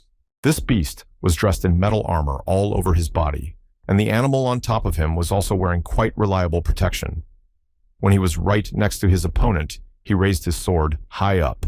At this time, I then asked her to forgive me, because the range of her skills is simply too great. After saying this, she began to move her sword a little to the side to gain a normal swing for a strike. The blow fell on the ground, and from this, a yellow and orange light began to glow brightly, which surrounded the beast from all sides, which began to fuss, because it did not understand what had just happened.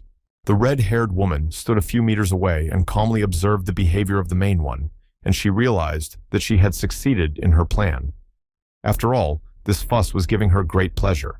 However, after a few minutes, she raised her weapon over her right shoulder and, looking carefully at her opponent, thought that this should finish him off because he was already quite out of it. And when she struck again, everything went wrong.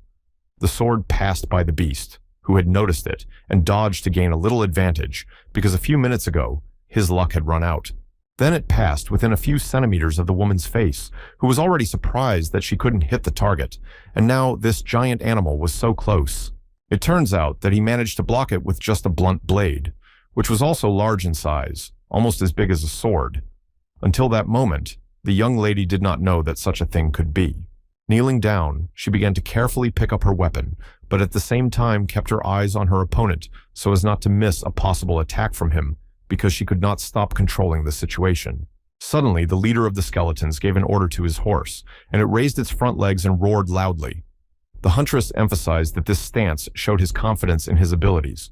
Then he swung his sword, and it flew a few centimeters away from the face of the red-haired woman, who squeezed her eyes shut to avoid seeing what might happen to her right now. However, this fight was interrupted by the sound of claps made by the blonde man with his hands, and when he drew everyone's attention to himself, he said that the demon master was very skilled with a sword, even using one hand. And he began to assure them that he was simply sure that this gentleman had been a noble knight before. Then he apologized for the fact that he could have mistaken such a great knight as he was for a mere undead. A second later, he called the rider a nameless knight. Then he introduced himself, saying that he was the king of Leonhardt, so he granted him the right to challenge him. The red-haired girl knelt down, listening attentively, and did not understand what the survivor meant. The blonde man put his hand down and clenched his palms into fists, looking intently at the chief, who, still not having given any answer, said again that there was no need for wounded soldiers. Again, without hearing a single word, he decided to propose to end the battle with a noble duel between the two knights. The survivor said this with a serious expression on his face, so that he would be perceived in the same way. Hearing these words, the huntress opened her mouth and eyes wide. The black-haired commander turned his head to run, and the skeletons froze in their tracks in surprise because he had challenged the boss to a duel.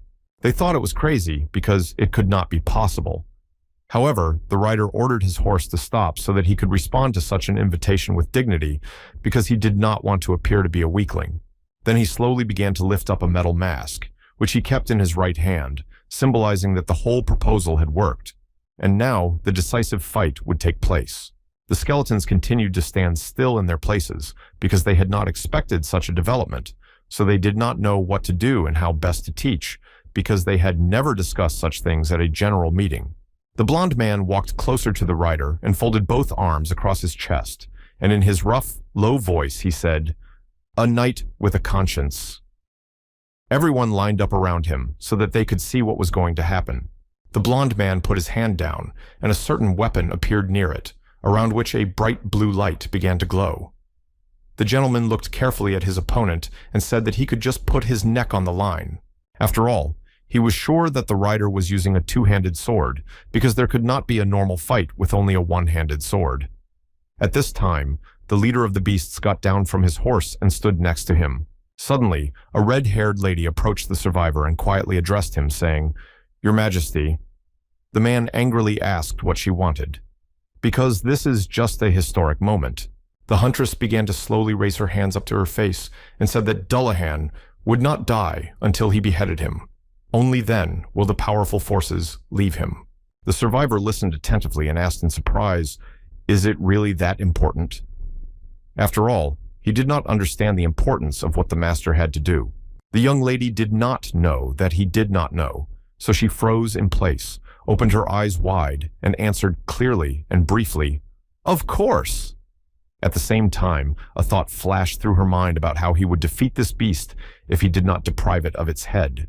Then the blonde turned his head to his interlocutor and replied that it was not important because the winner was determined by the conscience of the knight.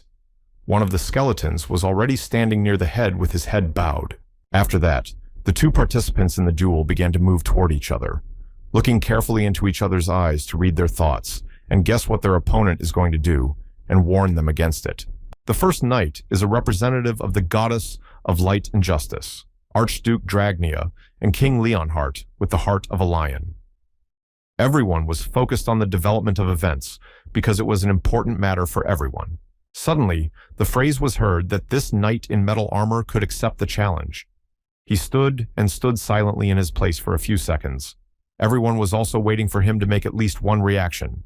The blonde man put his left hand behind his back, and in his right hand, he held his weapon tightly. The leader of the demons began to move objects around him. The survivor, with a serious expression, pointed to his opponent and touched one side of his body with the tip. For him, this was a very serious matter that needed to be resolved immediately. Then he caught hold of something there and began to slowly scroll in the opposite direction. For some reason, he was not looking at his opponent, but to the right, staring intently at something. Then the man took out his weapon and raised it to the level of his face and covered his left eye and turned his gaze to the main criminal of the area, because they had to keep up and act quickly and sensibly. They stood very close to each other. The giant in metal armor lowered his weapon to the ground on his right side, and the blonde man held his sword on the chest of the gentleman who had a blue light glowing near his head. The next action the survivor took was to raise the tip of his sharp sword to the level of his opponent's face, and, looking at the light, said, "First." With this, he tried to lure out at least one word from the man. However, he did not hear anything in response, but he did see that the opponent began to raise his weapon high up, which looked quite bulky and could cause very serious injuries if used skillfully. He stood there for a few minutes, studying the blonde man and his mannerisms, as this was also an important element that could help him in the fight that was about to take place. So then he swung his huge sledgehammer, which flew a few centimeters above the blonde head. However, this did not frighten the knight, who did not even stir from such an action in his direction.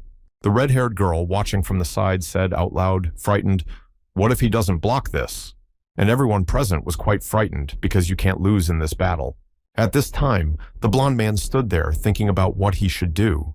So all he could say was that his footsteps were too light and quiet, barely audible. And just a second later, there was a new blow that sent various parts of his opponent flying in different directions. And the survivor stood in a very confident pose, and a bright orange light appeared in his eyes. The dark-haired man saw this and opened his mouth and eyes wide and shouted a loud question about whether he hadn't taken the whole blow. They did not expect to see this, because they thought it was over. However, the red-haired young lady stood joyful, and a wide, satisfied smile could be seen on her face.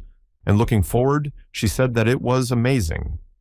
Her colleague was surprised by this reaction, so he asked her if it surprised her. It turns out that Hari was the only one who really understood what happened in the fight. After all, the blonde changed the balance of weight, taking the swords between them at the moment the attack touched the sword. To top it all off, he managed to deliver a cross-stroke. No one else even had the courage to try to do this, because not everyone is able to make such a quick decision and successfully use their weapon in such a fight and with such a large opponent. At the moment when the blonde touched one metal part of the main demon, a blue light appeared at the place of touch, which he had already seen before. The knight stood and looked down at his opponent, who was lying on the ground, and with a serious tone, he said the next word, "second," which symbolized something unknown to the monster, because he did not know what it was about. Then the blonde man ordered the man to return to his position, because if he stayed like that, the fight would not be fair. At the same time, the thought came to mind that this was only possible because he was so strong. It had been a long time since he had met someone who treated him like a knight and properly asked for a duel. He hadn't met anyone like that in years. Most likely, this is a trick to avoid difficulties. Anyone would think so if they heard an order to dismount. However, for the beasts and demons, it was all just nonsense, and that was that. If you look closely at this knight, you can see the straight posture and look of a veteran who has survived many fights. That's why he's already quite an experienced fighter. You could also see his eyes shining and demanding honor and glory. The survivor continued to look forward and said that he would try to repel this blow with his sword, which he wields very well. Because of this, the monster's leader did not delay his attack for long and let his weapon go forward to hit at least a little bit of this self-confident man. However, he managed to fight back.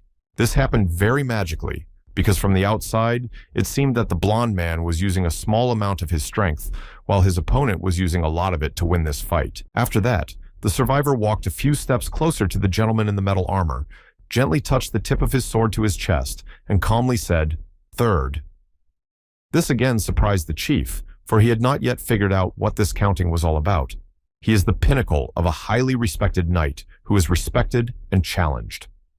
With a serious expression on his face, the blonde asked if the gentleman wanted to continue, or perhaps he wants to suggest a different course of action.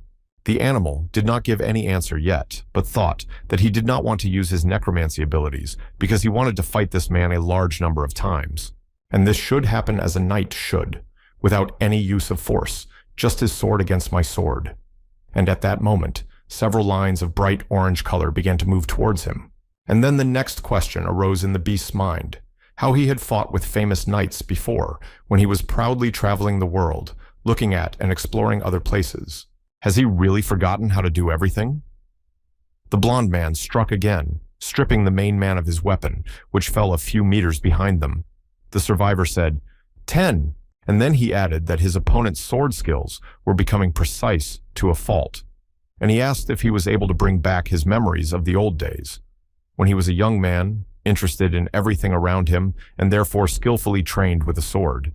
Finally, the first answer to the question was given, and it was, "Ah, honorable knight, you have brought back the glorious days of the past." The blonde man listened attentively. However, this did not give him the full picture, so he decided to clarify whether he would continue the fight, or maybe the fight would end a little differently. The main man again gave an answer that was not clear to everyone because it was grrr. However, the skeletons lined up behind him began to smile happily and rub their hands together, and a bright blue light appeared in their eyes, which symbolized something for them. The giant approached his ward and took his mask, which was also made of metal, from his hands. Blue light also shone through the holes where the eyes should be located. Holding it right in front of him, he loudly asked the question, how long had he been organizing the massacre? How long had he been fighting without dignity? And behind him were the corpses of people who had fought him before. Then he slowly knelt down on his right knee and stretched out his mask and said if he could end his cursed path in this way, there would be no great joy for him. The rest of the hunters watching from the side were quite surprised by what was happening right before their eyes. The blonde man, in turn, stood silently in his place without moving, because he wanted to listen carefully to everything in order to give a proper answer that would be quite accurate and not have any subtext. So he began to smile sweetly, but continued to look at his opponent, who was standing opposite him, and said to him that he was really happy for him because he was able to regain his dignity. Then he put his right hand on the mask, worn by the leader of the demons and skeletons, and touched it, adding that he would pray for this gentleman constantly, because he has made the right choice now. And if he has a god in whom he believes, the blonde man wants him to give this beast's soul peace, and if not, he wants the goddess to see him to the end of the garden. While the man was saying this with his eyes closed, an orange light began to appear around them. Slowly opening his blue eyes, the survivor smiled sincerely and said that he wished to meet him again whenever he could, namely, in the hall where the gods and he will feast together. After that, the blonde man said the final phrase, "Let there be light." And right at that moment, a bright, blinding white light appeared from his right side. It made everyone present close their eyes for a few seconds. Suddenly, a black latex suit began to disappear from the arm and other parts of the beast's body, and a little bit of the arm and a small part of the face could be seen. The knight joyfully said, "Let the glory be to Leon Drahonia Leonhart." Then the events unfolded on the ground, where several hunters were fussing near a large van, carrying gray small boxes from one place to another. A black-haired gentleman approached his partner. Then they froze in place, looking in front of them. The woman calmly said that he had kept his promise, and the man emphasized that he had done it even without having to cut off his head. A memory came to mind where I heard the following phrase, "What kind of light was that?" I think he said it was light. Perhaps it was the same god's power that he had spoken about earlier. Probably because of this, the undead disappeared later. She closed her eyes with a red-haired smile and said with satisfaction, "Then he must have just done it before." Suddenly, their conversation was interrupted by a blonde man who said, "If he had done it?" The survivor added that then this honorable knight would have met his end as a necromancer. The young lady turned her head to the right side, listening attentively to everything, and quietly addressed the newcomer, saying, "Your Majesty, after all, a knight lives for the sake of dignity, and it comes from actions, and they, in turn, from the will. Dullahan got what he deserved as a noble knight. The interlocutor, having heard everything, began to move. He walked forward, putting his roar behind his back, and said that in any case he was going after his prey. The hunters looked at him in surprise. Only the red-haired one could say, "Ah, eh?" To this, the blond man replied that where there is a battle, there is prey. A few minutes later, the man showed a metal sword with a beautiful blue stone in it, and next to it, on a black pillow, there was a ball that glowed purple. When the black-haired man saw it, he told his colleague to look at it. It looked like it contained great magic. The young lady with the wide open mouth said that Dullahan's cloak and sword were also here. The small ball suddenly began to glow, even brighter, and it could symbolize something. However, they don't know about it. The blond man was looking at all these objects with a kind of twisted face, because he had noticed the changes in the ball, but he did not understand why it happened and what could have caused them and what they could signal. And the black-haired man, looking at this gem, happily said that it could be sold for a lot of money. The survivor was a little angry with this reaction, so he said irritably that it was garbage. And after he said that, I took it and broke it into small pieces. Even the bright purple light disappeared. Only the last small smoke rose up and disappeared into the air. Everyone who saw this was very upset because they had completely different plans for this ball, so they leaned over it in the hope that it could still be saved. It turned out that the survivor had broken it with his right foot, and watching the reaction of his new friends, he raised his eyebrows and sadly said that such things cause only chaos and destruction because people are ready to do anything for them no matter what. Then everyone moved to the hotel. A red-haired lady stood in the corridor holding the handle of a cart with a large platter on it and several bottles of red wine underneath. The lady said out loud, "Inhale." The young lady had raw circles under her eyes. It turned out that 4 days had passed since Leon returned to Earth, and the huntress didn't look very good, to be honest. A lot had happened in such a short period of time.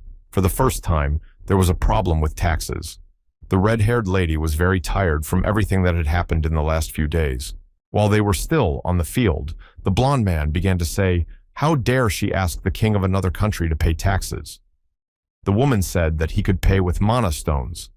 The survivor added that it was inappropriate for a king to count his coins. He asked why they were discussing matters that should be handled by his employees.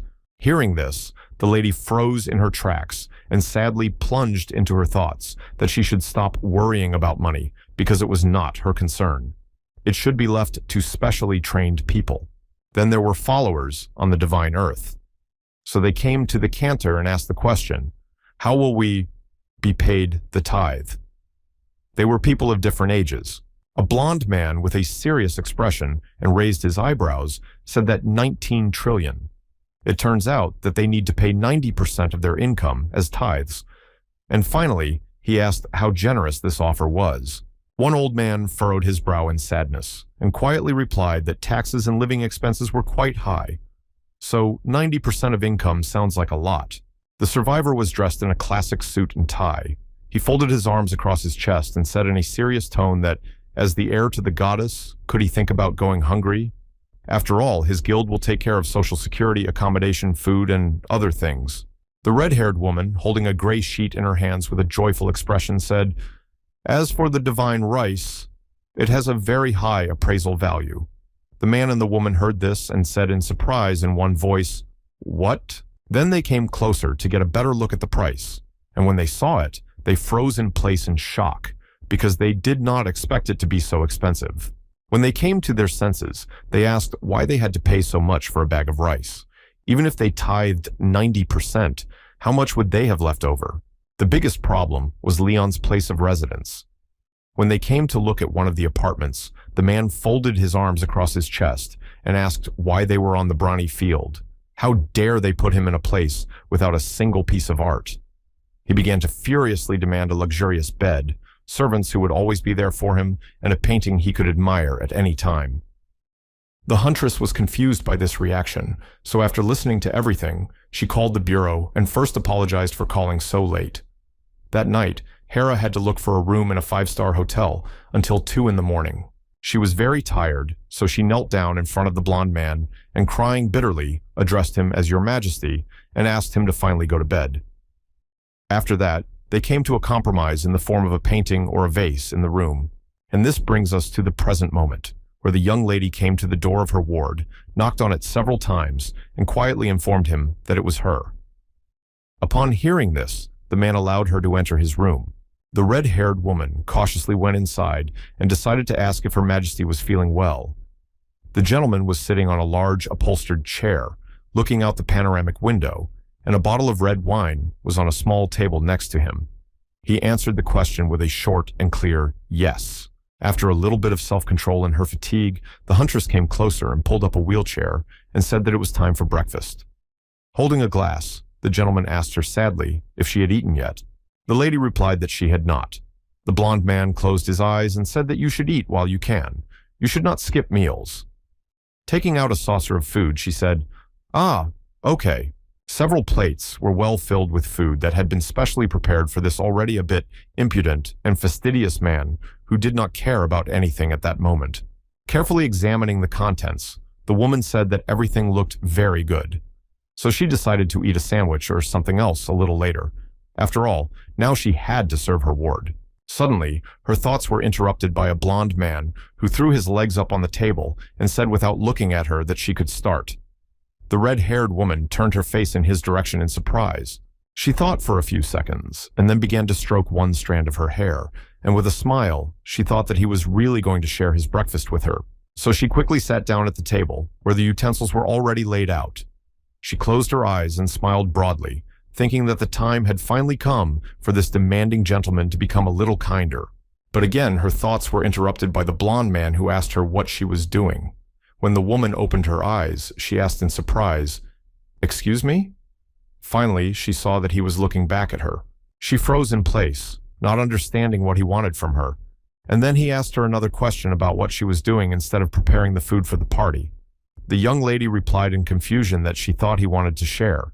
The survivor angrily began to say, "In what country does the king eat with Christians?" The red-haired woman was outraged by this because in those few seconds, there was a small hope that things would get better.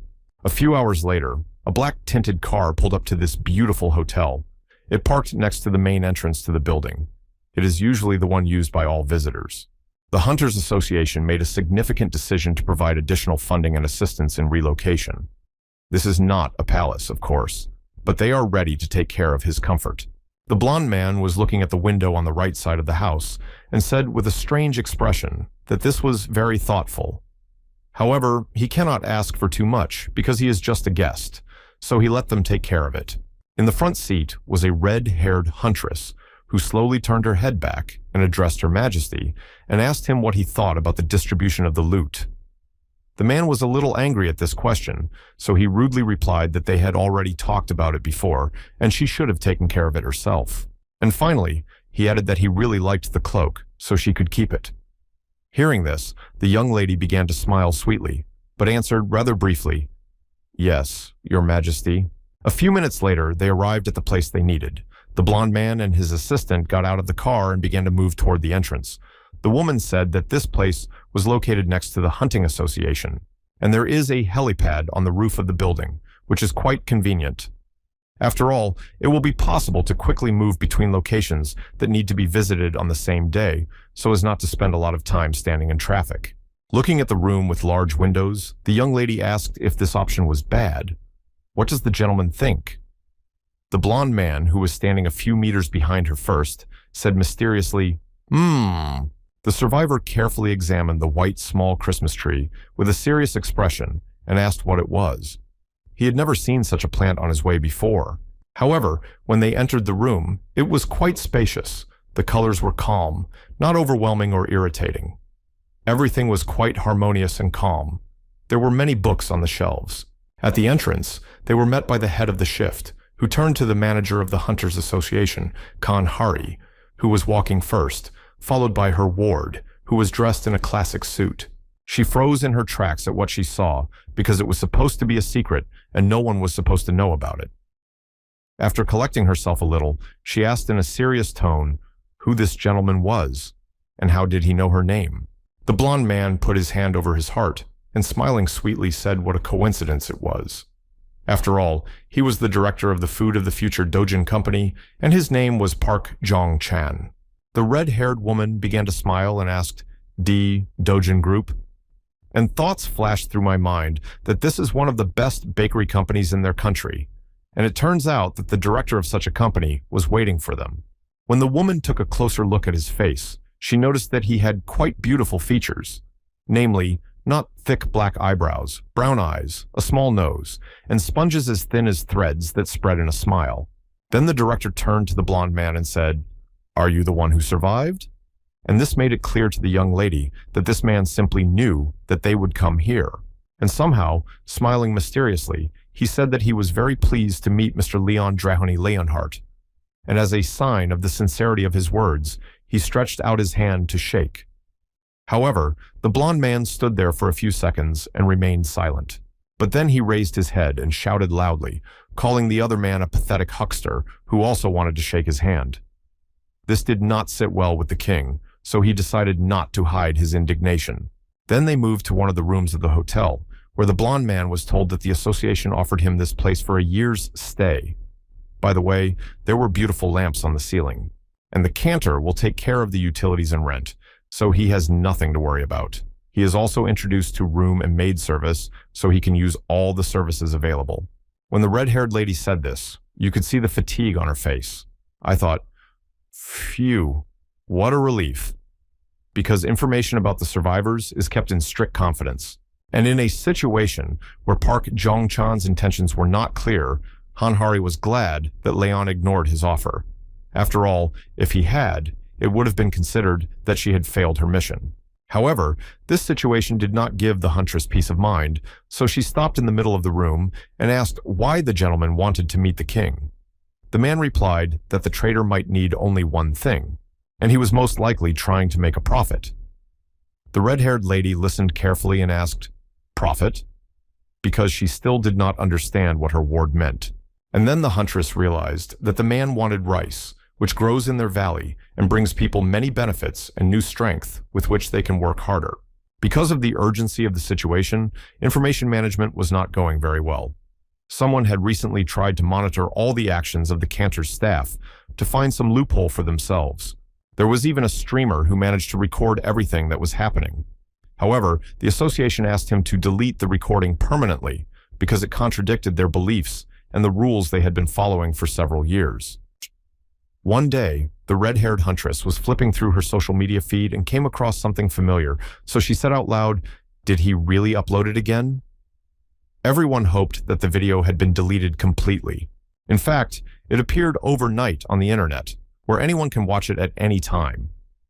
It was posted by the owner of the channel called Farmer Pack.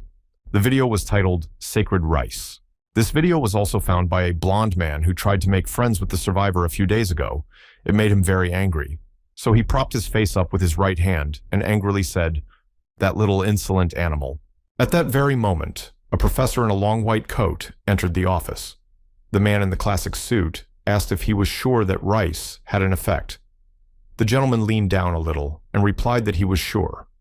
The boss added that the professor hadn't even used it on humans, so what guarantee was there that it would work if it worked on mice?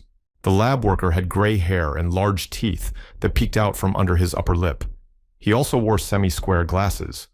The last phrase made the man think, so he raised his right hand and began scratching his cheek with his index finger. This conversation was interrupted by another employee who had black hair. She turned to the director with a serious expression and told him that they were meeting with the owner of the rice field to get more data about the rice. But suddenly the dog that was dying was cured right in front of their eyes. It began to behave quite actively, as if it had received a new, slightly larger portion of strength, which it used to its fullest. And people with chronic illnesses and colds felt better after eating rice.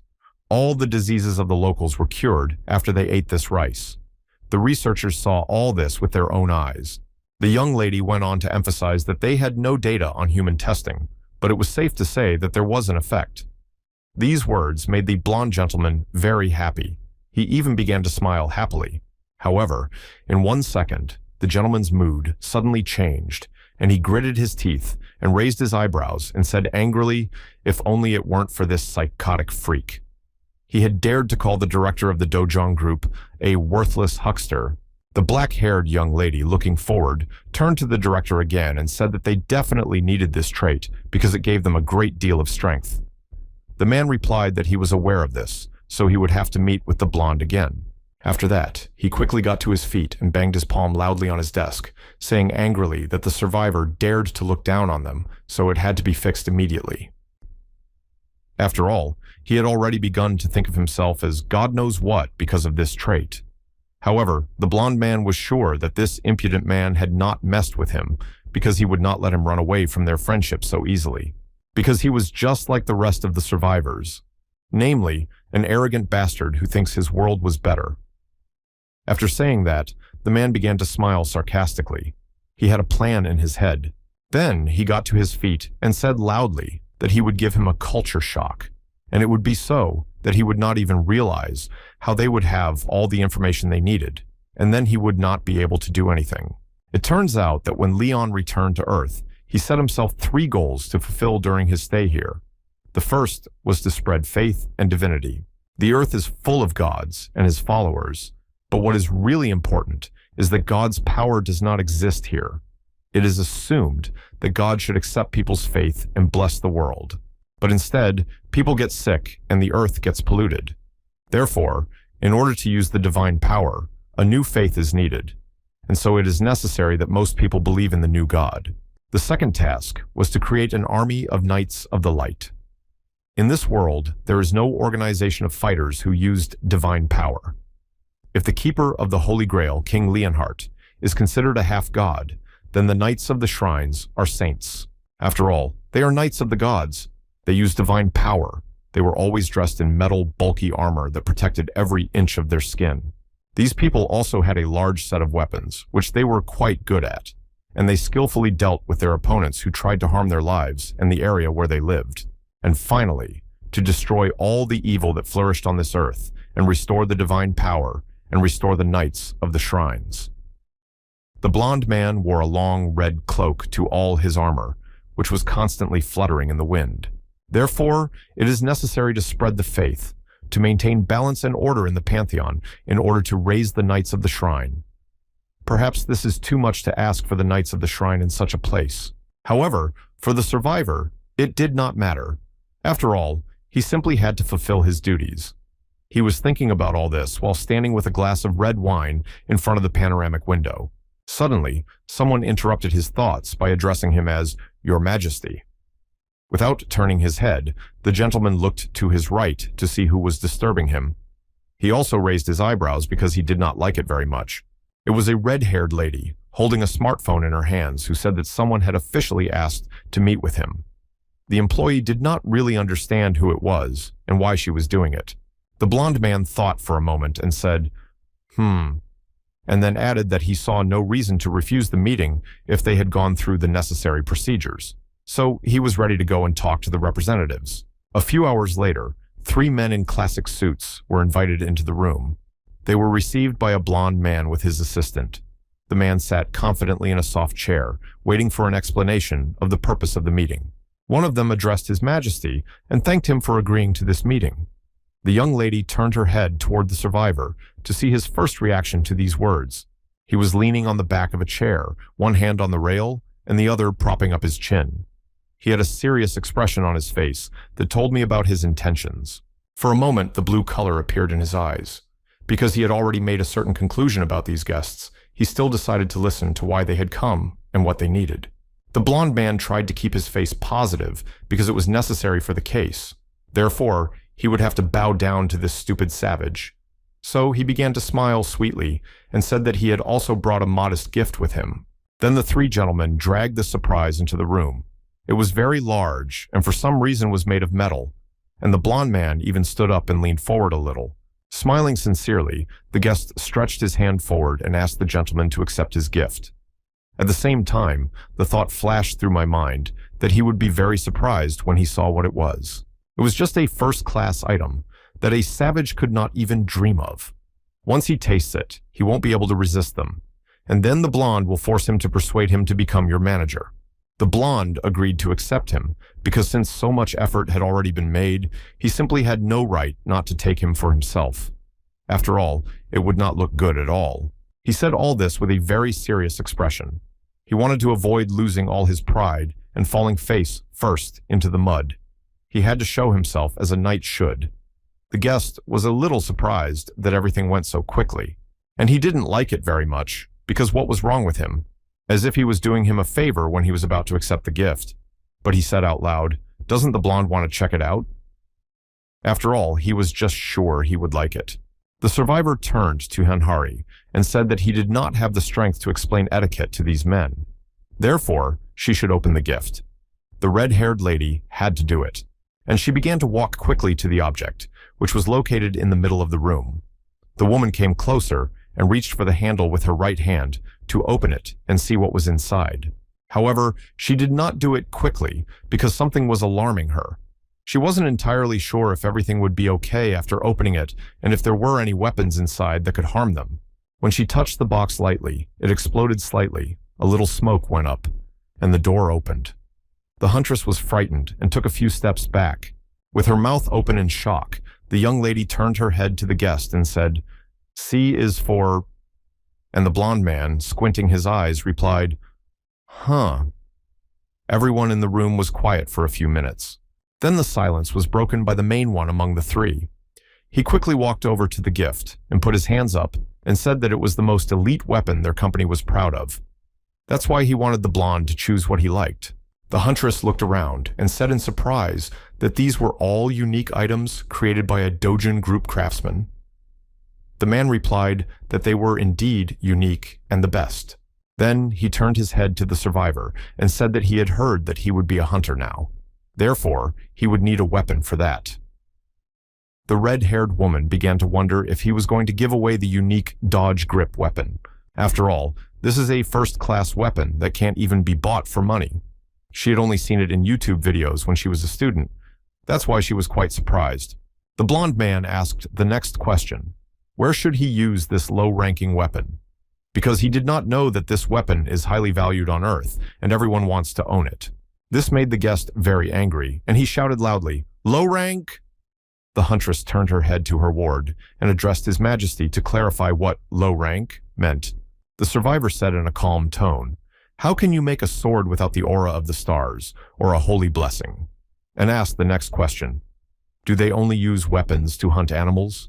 The blonde man's face began to sweat with excitement. His mind was racing with thoughts that he did not really understand what this gentleman was talking about. Does he really want him to dry his swords like peppers in the sun and pray on top of that? The survivor rubbed his chin, raised his eyebrows, and said menacingly that this merchant was wrong. The guest began to wave his hands in front of him, saying that it was just a misunderstanding. The blonde continued that merchants are obliged to display their goods wherever they go, but the knight didn't like that very much, because in his world there was no such thing, and no one did that. He went on to emphasize that this sword was only good for killing chickens and cows, but he would try it anyway. And after saying these words, he began to reach for the beautiful hilt with his right hand. Everyone present froze in their seats because they were surprised that he was pulling a sword out of the air, and it looked like an old sword. It was not typical for the earth. The blonde man began to smile slyly, thinking that this was all this man had.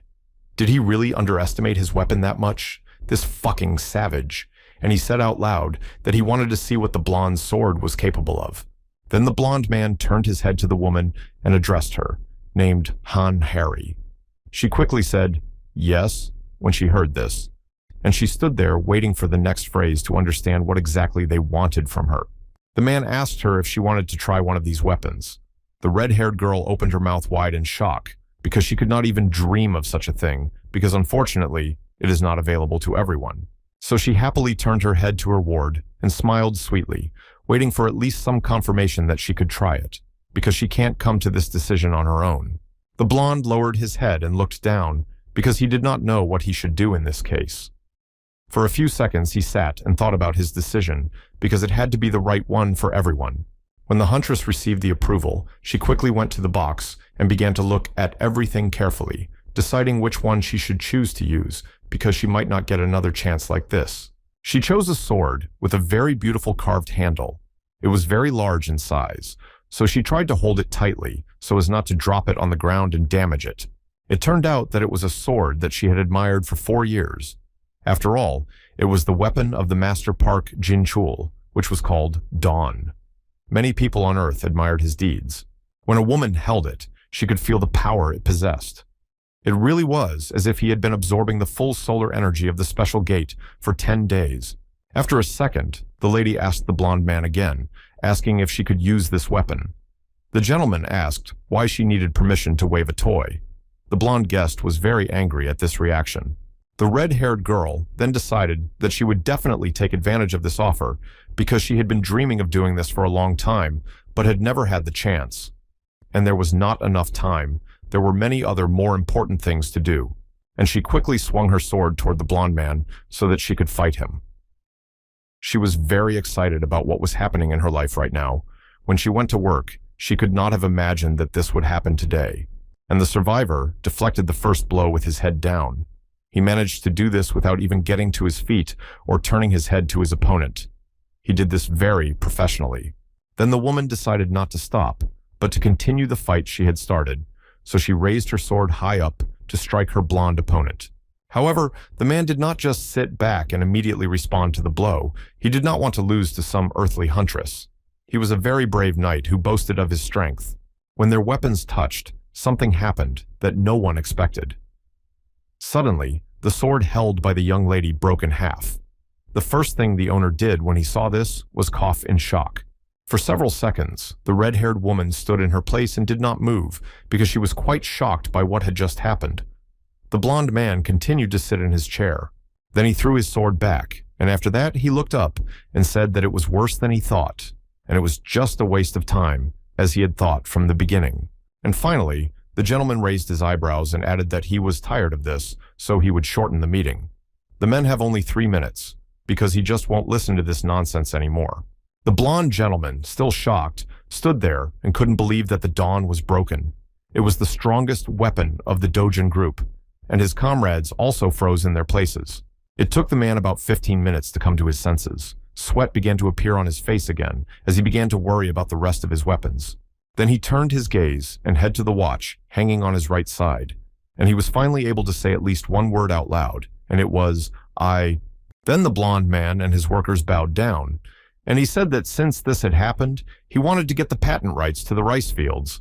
After all, it was a very important weapon for their office. The blonde man looked angrily at his guest and sat silently waiting to hear what the impudent man had to say. The man said that they would certainly pay any price for it. The guest said that according to their calculations, they were worth 180 billion won. In my mind, I was thinking that of course it was much more. But there is no way that rice grains that cure cancer cost so little. But this savage has no way of knowing the value of 181. Therefore, he will go crazy from such prices. The survivor asked if the gentleman really wanted to buy rice for money. The blonde man began to smile sarcastically with his arms folded, reasoning that he had been caught. And a second later, he added that the blonde man would have to sign a contract stating that the Dojin group would have the rights to these fields. Not seeing any reaction, the man said that if they wanted to, they could raise the price even more. However, he did not have time to finish because he was interrupted by a knight who said, "Low merchant." Then the survivor changed his face. He became very angry and said menacingly, how dare he humiliate his creature? And inside, it was as if a lion was tearing out because the situation was already getting out of control. The blonde man's eyes glowed blue. He clenched his teeth and drew his light eyebrows together, showing that he didn't like it and that they had to get out of here as soon as possible. After a second, the gentleman made his expression a little simpler and rested his chin on his right hand and began to stare at his guests, who were still standing in front of him. The main man, who stood in the middle and slightly ahead of everyone else, lowered his hands and watched the survivor's reaction carefully because they had never seen such a case in their extensive experience. Suddenly, he cringed with fright because what he saw in front of him scared him. He had never seen anything like it before, and he froze in place as if dug in. It turned out that he saw a giant red lion, which opened its jaw wide and roared loudly, showing off its sharp teeth. The gentleman thought he was going to die right then and there. The blond man continued to sit in the same position and said that this man was very stupid because he had just confessed his sins. However, this was to be expected from a person like him. After that, the blond man knelt down and bowed his head. Sweat quickly dripped down to the floor, for he was very nervous. He asked in a trembling voice what he was guilty of. The survivor, looking down, slowly raised his left hand a little and answered the question with a question that how ignorant and uncivilized could he be? Because the crops he was talking about were grown on the land that was blessed by the goddess Demeter herself. And this blessing was given as a reward to the farmers who sweated and toiled in the fields. Then the blond man began to explain that this is not something that money can buy. A noble heart and faith is what is needed as payment, because it is not valued in a certain amount of money. Then he looked up at the blond man and looked him straight in the eye and called him a child and a worthless creature who only pursues profit and deceives others in the process. Therefore, a logical question arises. The guest at this time simply did not know how to behave because he was simultaneously bursting with anger and despair because everything did not go according to his plan. His whole face was already wet with sweat, which kept appearing no matter how much he wiped it. The survivor asked why the man wanted to possess the divine resources of a goddess he did not believe in. The interlocutor was still on his knees looking at something on the floor. The rest of the story unfolds in the evening. The blond man was looking at the city through a large window in his living room, and the huntress approached him, asking if it was okay to let that gentleman go, just like that. After all, she knows that from his point of view, he is just a small-time merchant, but he is a man of great influence. The man replied that he did not need to worry about that, because he was not the kind of person who could be influenced by someone as insignificant as him. After that, the gentleman folded his arms across his chest and asked if what he asked for was ready. The woman, holding something wrapped tightly in her hands, said that the association had called, and I came a little closer behind him and happily asked him if he was going to take the verification test, because it would make things much easier for them in the future. The blond man listened attentively without turning his head, and suddenly he turned his head in her direction and asked, with an irritated tone in his voice, what kind of nonsense she was talking about. Does the lady want to test his king? The man did not like this very much. The woman was confused because she thought she had guessed right. So, with her mouth wide open in surprise, she stood in one place and did not even move, and asked him why he wanted to go. The gentleman folded his arms over his chest again and stood in a very confident pose. He said that he was going to look for useful soldiers. That's what he needs now. The young lady hugging the object added that it would be quite difficult to do. The blond man said that she should make it possible. Hearing this sentence, the woman began to cry, because she was already tired of his constant strange orders, and now this new one. The next day, two people met in a large, beautiful building, and one of them asked the other a question to clarify that he would be working here this year as well. After all, this was the first time that it had happened. The black-haired gentleman smiled broadly and told the other person that he hadn't seen Kim Do-han, the team manager, for a long time. He was a D-rank hunter in his own right, whose name was Gu Dae-sung. The gray-haired man raised his right hand and asked if the gentleman had come here for a retest. After all, they have to take it all the time as long as they live on this earth. The young man looked around carefully and noticed that on the right side, there was a reception desk where people were constantly coming up to clarify the information they needed, and most of all, he needed to do the same. The old man looked at his interlocutor and emphasized that he certainly worked hard. The gentleman, hearing this statement, laughed out loud throughout the large room they were in. The older man, holding a cup of coffee in his right hand, asked how things were going this year and whether the young man thought his rating would be higher this year. The black-haired man replied that he would do his best. The gray-haired man asked again why he didn't want to join his team. The young man began to think that even those without talent reached C rank, but he had been D rank for 10 years. Smiling sweetly, the grandfather added that he understood that the young man was dedicated to his work. That's why he's just sure that he will become an ace.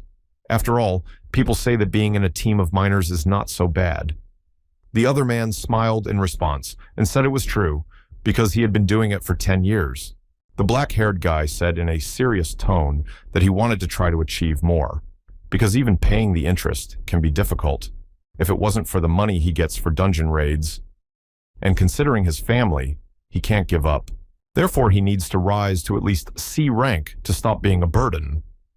Suddenly, looking ahead, the old man said, "Is there a foreigner there?" It was strange to see him here, because they don't usually come here. The young man looked at the man carefully and asked if he was a European. The man suggested that it might be a foreign worker. However, they were surprised that he was too white. However, the newcomer looked like a king. The blond man slowly began to turn his head back because he felt that someone was watching him very closely, so he wanted to see who it was. A few steps away, there was a respectable gentleman who greeted the survivor with a friendly greeting and called him a young man. The man listened attentively without saying anything. The gray-haired man put both his hands in his pockets and asked him how he was doing. The gentleman continued to look at him in surprise because it was not common in their land for a stranger to come up and talk to him so nicely. Suddenly he became very serious and asked the old man in a threatening tone if he knew who he was talking to. And at that time, a blue light began to shine around him. My grandfather just froze in place because he did not expect such a reaction to such innocent questions. And the black-haired man who was standing at the end of the room called his interlocutor and asked him to come back to him. When they were back together again, the older gentleman turned his head to the young man and smilingly said that he hoped the newcomer hadn't learned Korean well. And the black-haired man replied, "Aha." The survivor turned his head back after walking a few meters because his attention had already been drawn to the young man standing next to the gray-haired gentleman who had just tried to start a conversation with him. However, he was unsuccessful. The black-haired young man was a little surprised to see the piercing gaze because he had never felt such a thing before. Sweat began to appear on his face from excitement. The hair on his arms stood up. A blue light appeared in the blond man's eyes. It symbolized that the gentleman felt something. So he froze for a few minutes, analyzing the situation that had developed with him in this office. The black-haired young man suddenly began to tremble. This frightened the gray-haired gentleman, and he turned his head to the other man and asked him in surprise what had happened. The young man continued to shake without answering. The older gentleman, observing this strange state of his colleague, began to ask him if he was hurt or what was going on. The young man himself did not understand what was happening to him, but he could not take his eyes off the blond man. The man realized that for some reason he could not breathe, as if something very big was pressing on him. The survivor also continued to look directly at the young man, and with his eyes, he tried to study him in more detail. Suddenly, a dark-haired young lady came out of one of the offices, holding a folder and loudly calling out number 57, namely Mr. Gu De Sun, because it was his turn to take the test. She then told him to come to the interview room. The black-haired young man finally came to his senses and replied, Yes, I'm coming." The gray-haired man put his hands in his pockets and was shocked by what had just happened. The blonde turned in the opposite direction and began to walk slowly. However, he could not help but think that this young man was very special and should not be ignored. A dark woman also noticed the strange state of the black-haired boy and decided to ask him if he was feeling okay. The young man replied that he was just a little nervous. The survivor began to think that he had not come here to find people, but there was no one worthy of being his soldier. After all, the only people who come to take this test in the first place are hunters of low rank. They are low-ranking hunters, or people who have recently awakened. Then a message appeared on the screen in the lobby, saying that number 777 was Leon Dragonia Lionheartnim. He had to go to room 9 to be interviewed. Therefore, he resigned himself to the fact that he could not expect great things from the start. Then the blond man began to move toward the office, and when he opened the door, a group of men was already waiting for him inside, and they immediately turned their heads to the newcomer. One of them, holding a tablet in his hands, asked with wide eyes whether it was the number 777, whose name was Leon Dragonia Lionheart. The survivor said in a serious tone that he might just be called Your Majesty. The gentleman was very confused by this answer because they had never had such a person before. Therefore, he repeated in surprise, H is for Your Majesty. Everyone present did not yet understand how to behave. However, after a few seconds, everyone got a grip on their emotions, and the man turned to the blond man and asked him to put his hand on this measuring device for the test. They were waiting for at least some movement from the subject. The survivor walked a few steps closer to the device and began to examine it carefully because it did not inspire much confidence in him because he had never seen anything like it before and did not understand how it worked. For a few seconds, he stood still. He raised his eyebrows and frowned a little. He was trying to think it over carefully, to do it right, and to make it work for him. And yet he was hanging there like that. They were looking at all the information about him that was in their database. They looked at his photo carefully to see if he was exactly the gentleman they needed. Finally, the blond man's face changed a little, and he said only one word loudly: "Fool." The man holding the folder opened his eyes and mouth wide again and said, "What?" The survivor folded his arms across his chest and said with an angry expression, "How does a Christian have the right to try to test a knight's conscience?" One of the office workers replied that it was not they who were conducting the test, but this device.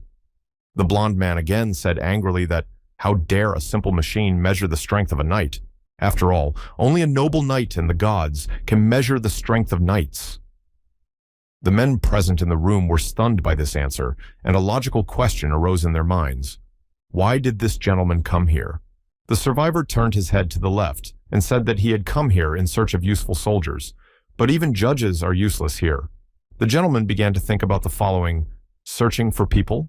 So openly? The knight folded his arms across his chest and said that there was no one here he liked, so he asked what the next task would be. The third employee of the office said that it would be a test at the gate. The blond man said that this was a good thing because real skills are developed through consistent training and real-life situations. So he would go and watch. The man who was conducting the study adjusted a bit, meaning that the gentleman would participate. When they finally got to the scene, so the man asked the question, "Does anyone feel dizzy?" Because there are people who get dizzy when they go through the gates. Everyone went through the gates of soul. Usually, the entrances that are already cleared are closed. However, some are left open for situations like this. A black-haired young man who was also here emphasized for himself that this year's force measurement is not much different from last year. He concluded that in order to keep his best result, he needed to do better here. Suddenly, his thoughts were interrupted by a thin female voice, which surprisingly said, "So this is what it looks like inside." Looking at her smartphone further, she asked the question that isn't this a very popular place? A young man standing next to her turned to the young lady named Jin Mi and asked her to turn off her phone. The black-haired young man looked in the direction of the dialogue and realized that there were 2 new students this year, so he needed to use all his strength to show that he was the best candidate. The gray-haired gentleman put his hands behind his back and was very happy to be here, and slowly walking, he emphasized that the air was very pleasant. The young man turned his head to him and thought that this old man, who was about 60 years old, was in the D or even C rank. Then the young man cautiously began to turn his head back because someone was also moving after them. It was probably a participant in today's test because there was no other reason for coming here. It turned out that it was a blond man, and for the young man, it was the foreign employee he had seen in the lobby earlier. He was wearing a classic dark suit and black round glasses that protected his eyes from the sun. And given his age, he was here for testing. So he's probably also new here, except for one old man. Everyone else is new. The black-haired man had only 3 minutes to think about it. When he was looking at the blonde, he put his right hand to his face and took off his glasses a little to see his colleagues better. The young man saw this and asked himself if he was going to be okay. The man conducting the test, holding his folder, asked everyone to sit in a circle and said that in this case, they should introduce themselves before checking their position. The black-haired young man decided to do it first. He said his name was Gu Dae-sung. He has been a hunter for 10 years and his class is warrior. Therefore, his main position is mediator. Then another young man spoke, saying that his name was Shin Tai-hun and that he had awakened this year, so he fights with a spear and shield. And the dark-haired girl said that she was his sister, and her name was Shin Na-un. She mainly uses a dagger, and has just started to learn to use a bow and arrow. The young man listened carefully, and began to think that they were all beginners who had not even chosen their main weapon. So he asked them the following question. Had these 2 ever been to a training center before? The relatives started laughing out loud, saying that they had actually been in one for 3 months. Chornyavi was surprised by this reaction. He concluded that they were complete ignoramuses. It remained to find out from the old man what he was here for and what he liked to fight. The young man turned his face to him and calmly said, "And you must be..." The older gentleman realized that he was about to be asked, so he immediately began to answer that he had been working for 5 years, and his name is Oh Kang Tai. He fights with gloves. He had been awake for a while, but had only recently registered. The black-haired man began to think that he had very little experience compared to the age of the gentleman. In addition, his weapon is gloved. It will be difficult for him to fight at a distance that can be kept with a sword or spear. And finally, the young man began to rub his head, looking at the blond man, addressing him as a foreign mercenary, asking if he spoke Korean. If not, it would be very difficult for them to understand him. There was silence for a minute, because everyone was waiting for the last gentleman to say at least one word, and he, in turn, began to slowly raise his right hand to his chin, thus keeping the intrigue alive. And then he said in a serious tone that he was not fighting. Everyone was surprised by this answer. The blonde continued to say that you can't use a sword that can cut off a dragon's head to hunt a chicken. The black-haired guy was already bursting with excitement, and then this impudent man allowed himself to behave like this. And he could not understand where the man had learned Korean. The employee of the office who supervised the execution reminded him that people had to kill 50 kobolds for the test, so everyone began to move through the forest in search of the ones they needed. The supervisor continued to tell them that sometimes gnolls could appear on the battlefield. If, in his opinion, they are very dangerous, he will intervene and help.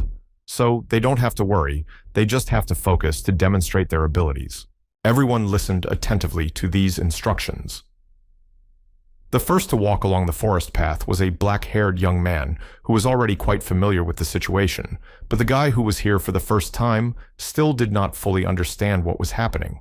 He realized that this was a test, but it was unclear whether everything would be okay.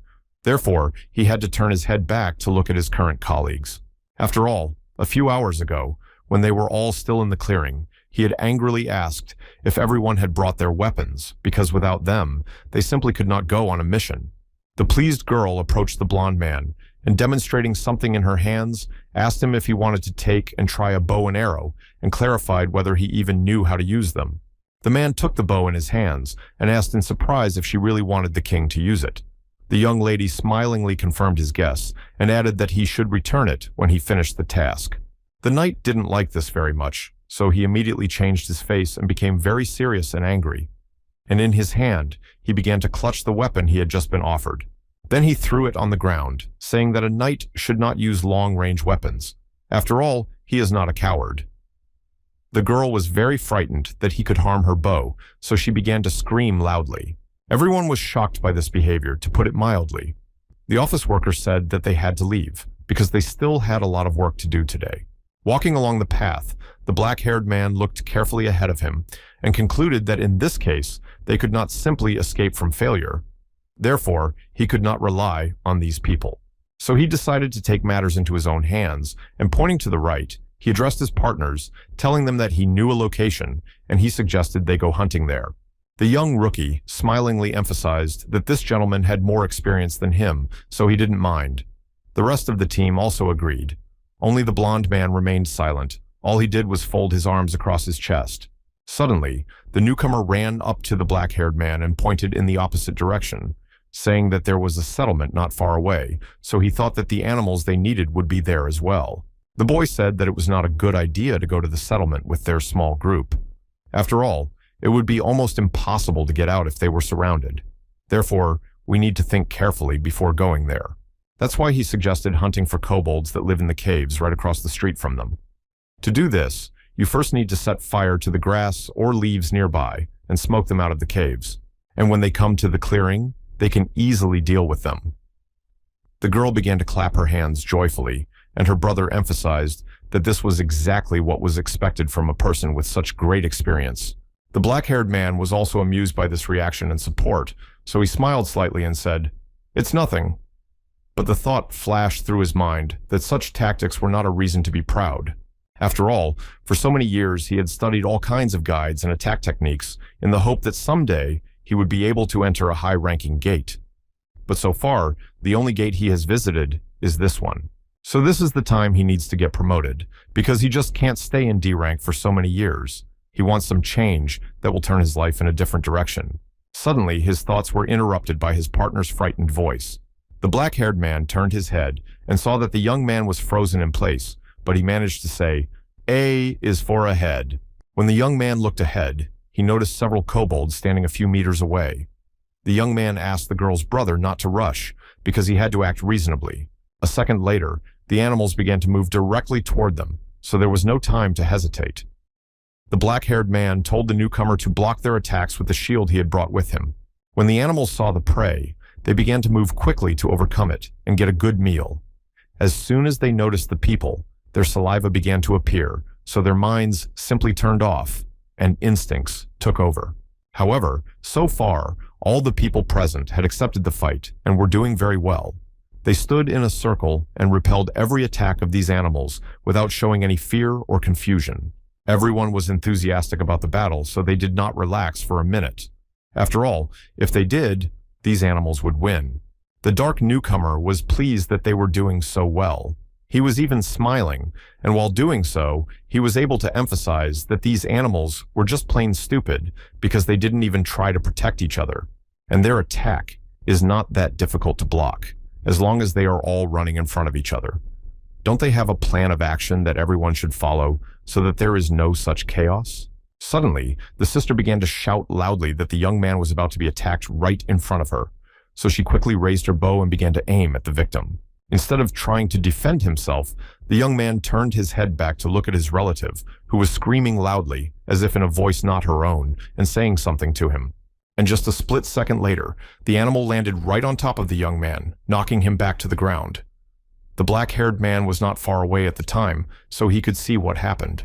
At first, the newcomer did not understand why he had fallen, but when he finally opened his eyes, he saw the snout of the animal he had to fight right in front of his face.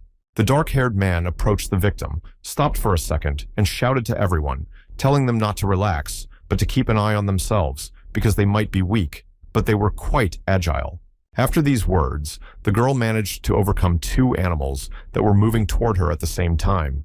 She took good aim and shot 2 arrows at them, which hit the target. Next, they neutralized another animal that was almost reaching them. However, before it could take a few more steps, another blow hit it right in the face and was so strong that it simply knocked it out. Another one was defeated by an old man who came right up to him and began to beat him hard with his fighting gloves. The rest of the team watched this closely because the gray-haired man might need help.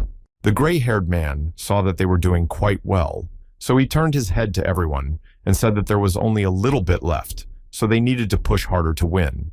And just a few minutes later, they finished the task. After that, they all gathered in a clearing in the middle of the forest, where the office worker emphasized that it was a very good job. The newcomer approached the black-haired young man and began to apologize for his mistake. The young man replied that it was okay because it was just his first time in combat. They went on to summarize that Na-eun had killed 2 people and no one was injured. Therefore, in his opinion, the job was done flawlessly. When they had managed to defeat this group of beasts, the black-haired man came up to everyone and, smiling sweetly, emphasized that they had done a good job. This made me think that he would succeed.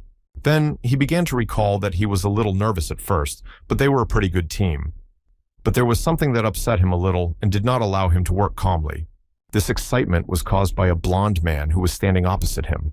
He hid one hand in his pants pocket and raised the other to his face and rubbed his chin mysteriously, saying quietly, The new guy turned to the survivor, calling him a foreigner, and asking why he was standing as a pillar when they were fighting. The sister confirmed, saying, "That's right." The black-haired man added that he was just watching from the sidelines. Was that the right thing to do? The man in charge of the task said that he would take that into account when he summarized the results, so they didn't have to worry. 3 of the team turned their heads to the inspector and listened carefully to everything he said and decided that since he said so, then they would go on, because they would soon reach the cave and there was no time to waste. Everyone began to raise their weapons to prepare them just in case, because it was getting dangerous to go any further. After walking for several kilometers, they finally reached the right place. The brother and sister were carrying some dry grass in their hands so that they could easily make a fire near the cave. They stood there for a couple of minutes looking at the entrance, but the black-haired man said that they had to start the fire because there was not much time left and they had to complete the task.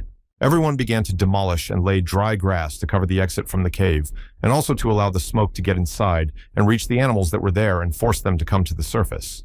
When everything was completed, the black-haired boy began to carefully climb to the very top, while the dark-haired boy and his sister stood nearby at the bottom. But then the brother sat down to perform the next step, namely, to set fire to the pile from below, while the black-haired man would set fire to it from the top. To do this, he began to take out a lighter from his shirt pocket, which he had not used for a long time. At the same moment, a blond man came up behind him and asked him if that was all he could do.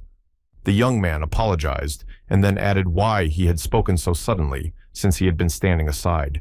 The survivor folded his arms across his chest and said in a serious tone that he had asked the young man a question, so he really wanted to hear the answer.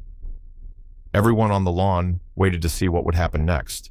The black-haired man said that he had already used this technique 3 times and that they had all been successful. The blond man said that indeed the strategy was based on experience, which was good, but how can he trust his experience if he doesn't have much of it? Saying this phrase, the survivor had a blue light in his eyes for a second, and it could symbolize something. The guy was already angry, so he set fire to the grass and angrily told him to shut his mouth because he was younger than him, so he could go to the forest with his experience. The pile began to burn quickly. Because of this, the young man ordered everyone to come closer because the kobolds inside would soon come out. One of the team said, "Oh good." In just a minute, everyone was lined up at the entrance to the cave, and everyone had their weapons ready so that they could use them quickly and not miss anyone and not let them escape. Then the new dark boy tensed up, raised his eyebrows and gritted his teeth. He saw something up ahead, so he shouted to everyone that the animals were coming and they had to get ready. The animals quickly ran out of the cave, heading straight for the group of people. They were very angry because their peace was disturbed in broad daylight, so they had to deal with the culprits immediately. Not only were these beasts very large in size, but each of them was holding a weapon, which they were also very skilled at. Therefore, they were very worthy opponents for a duel. The young lady pulled on the lacing that held the arrow. She was very focused on one of the opponents, so she kept him in her field of vision so as not to lose him. Suddenly, a stone hit the animal right in the face from the right side, which caught its attention and made it stop and cough a little because saliva got into its airways. The men were lined up in a single row, a few meters from the cave entrance, launching their weapons and stones at the animals, who were simply out of their minds from the rage that had overcome them. The black-haired young man was watching everything that was happening and was simply pleased because he had assumed that it would happen. It turned out that his method was effective and that he could win. So he suggested that his colleagues immediately get rid of these fierce creatures, and they should do it without letting them get too close, because then it will be a little difficult to work. If they deal with a couple of kobolds here and defeat a few gnolls in the fields, it turns out that it was the newcomer who was working with the stones he was throwing in the opposite direction. However, after a few minutes of such a fierce battle, a very, very loud roar began to sound in the clearing, which they had never heard before. The black-haired young man froze in place, analyzing what it could be, and then it occurred to him that it was Gnoll, the captain. This is the most important creature of all. He had a body several times larger than his subordinates, and it is clear that he will also have a lot of strength. This Gnoll captain is the boss of the Soul Station Gate, and his rank is higher than the sea-level monsters. Therefore, it will be very difficult for them to defeat him in this lineup, because they have 2 newcomers who have not fought properly yet. The beast began to walk slowly toward them. Its eyes were glowing with red light, and in his hands he was holding his weapon, which he was going to use to kill all these little people. The dark newcomer turned his head back, and in his eyes you could see a great deal of fear from what he saw before him. So he asked why this creature was here. When his sister saw her brother in this state, she began to scream loudly, calling him by the name of Gu Dai Sung. However, he did not pay any attention to her and continued to look forward. Then the young lady said that she would marry Tae-hyun to Gnoll, the captain, and N and his grandfather were left with the kobolds from the cave, which were still coming out of it. Every team needs an experienced hunter, and not an experienced D rank against a Gnoll. You can consider it just plain suicide. After all, here you need to be good with your weapon and be very agile. Of course, he may be new, but he must believe that Shin Tae-hoon will hold out. They may not get another chance like this, so they have to do their best. For a few seconds, however, the brother did freeze in place as he raised his head and gazed upward and looked the animal in the eyes, where a bright red light symbolizing rage was glowing. The beast also turned its gaze to its opponent, who was standing very close. He tried to understand the motives and read the movements of this man, what experience in fighting he had. After these miraculous glances, the animal began to move quickly towards the newcomer, who froze in place, holding a shield in front of him to defend himself somehow. A very loud growl could be heard throughout the meadow. The young man was quite frightened. Even tears began to appear in his eyes from the realization that there was nothing he could do to save himself, let alone the others. Suddenly, through the roaring, he heard the voice of the black-haired man, who was also shouting loudly, ordering the young man to pull himself together. And the thought flashed through my mind that he really looked very scared. The creature approached and began to raise his right hand up, and in it he held a large sword. And then the experienced hunter realized that in this state, his partner would not be able to block the blow. He was too scared to do anything about it, and at that very second, the beast struck the newcomer's head with a strong blow. He fell to the ground and began to cough loudly because saliva got into his airways. When the black-haired man saw this, he was afraid for Taehong, so he began to call him by name. He was very upset that this was the case, because he wanted none of them to get hurt today. My brother continued to lie on the ground with his head up. He was conscious, and in front of him, he saw a large animal that could crush him in a second, and not even notice it. And here it is not clear why the representative from the association was just standing there watching. After all, he assured me that he would intervene if it became life-threatening. But he didn't bother to fix anything. But now Taehyun is in... The thought was interrupted, because there was no time to stand there and do nothing. The black-haired man realized that he was the one who had to help if the office wasn't going to.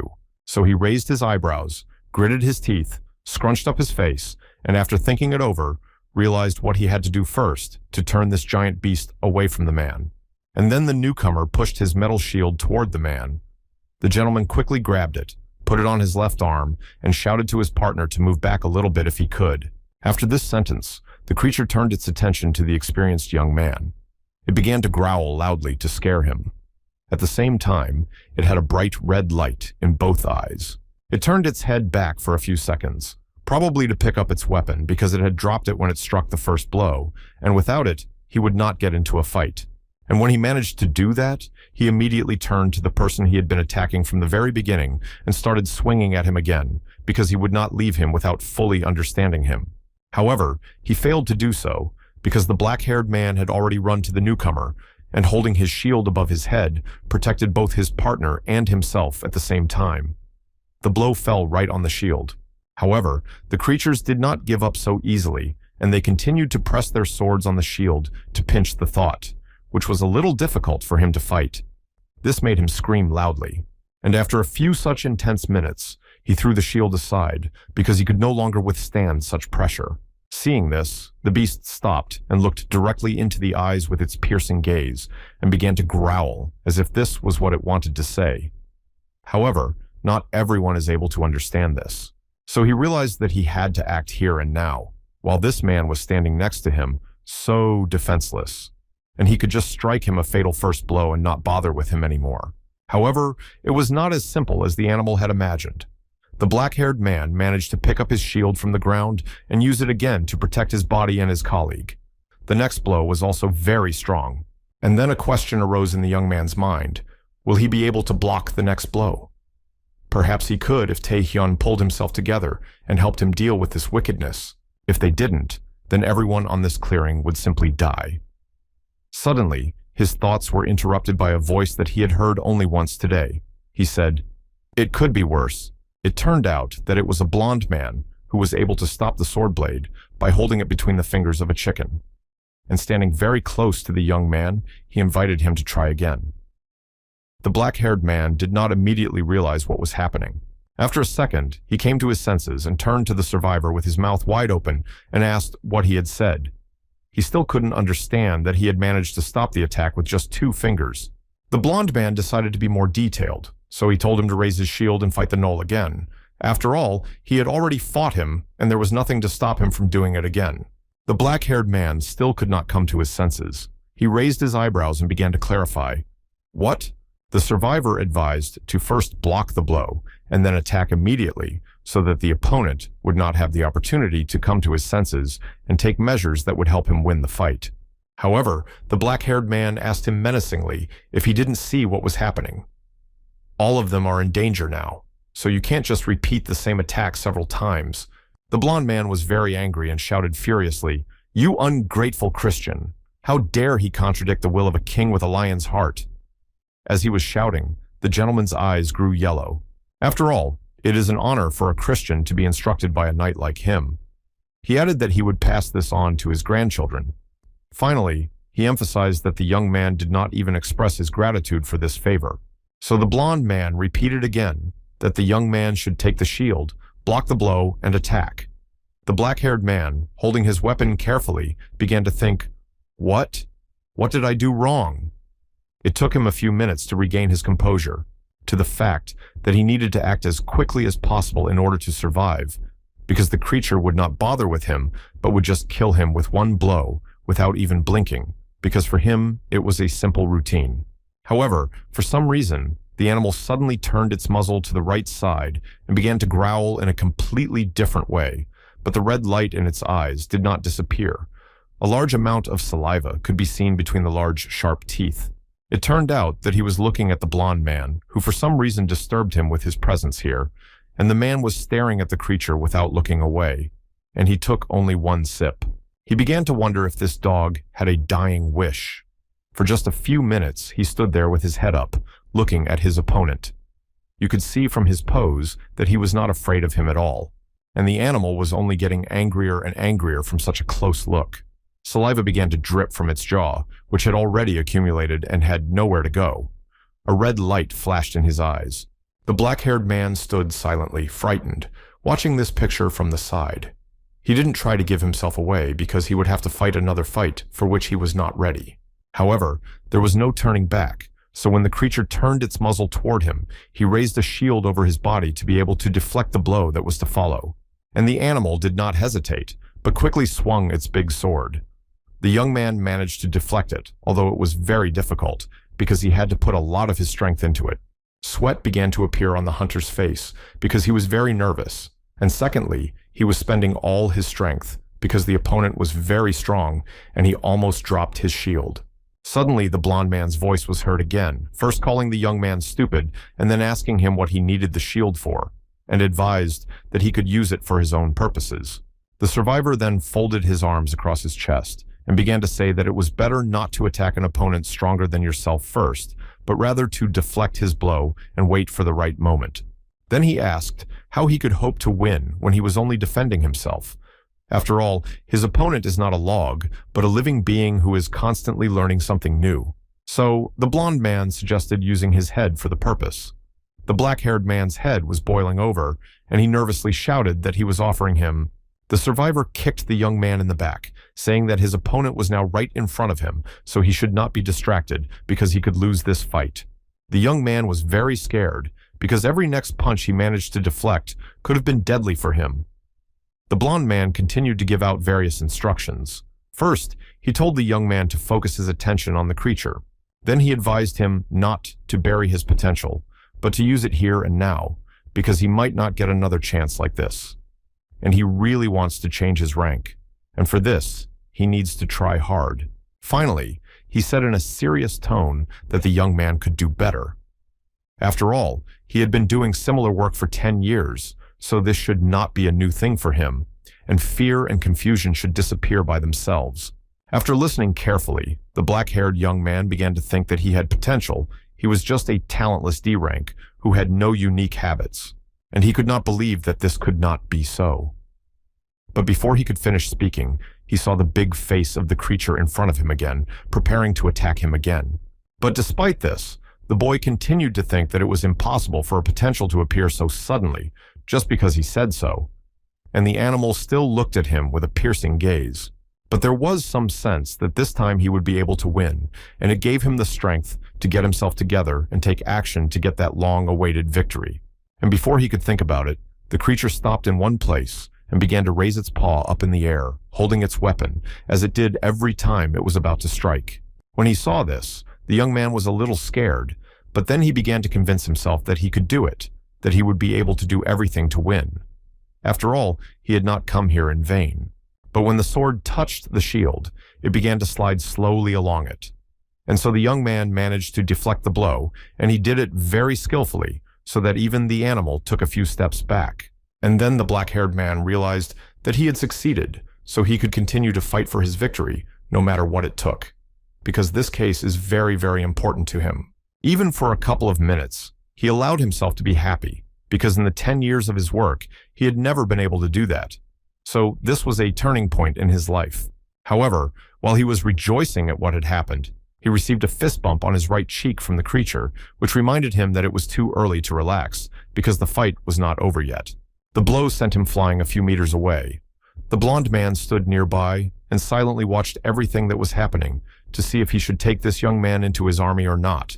Then he approached the dark-haired man and took something out of his inner cloak pocket and said that one should see the whole picture and then prioritize and set aside time for joy.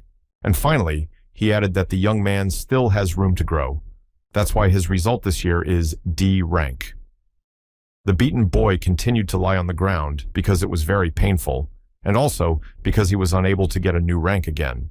Then the events unfolded in the Association of Hunters, where one man asked the blonde that he had really figured him out.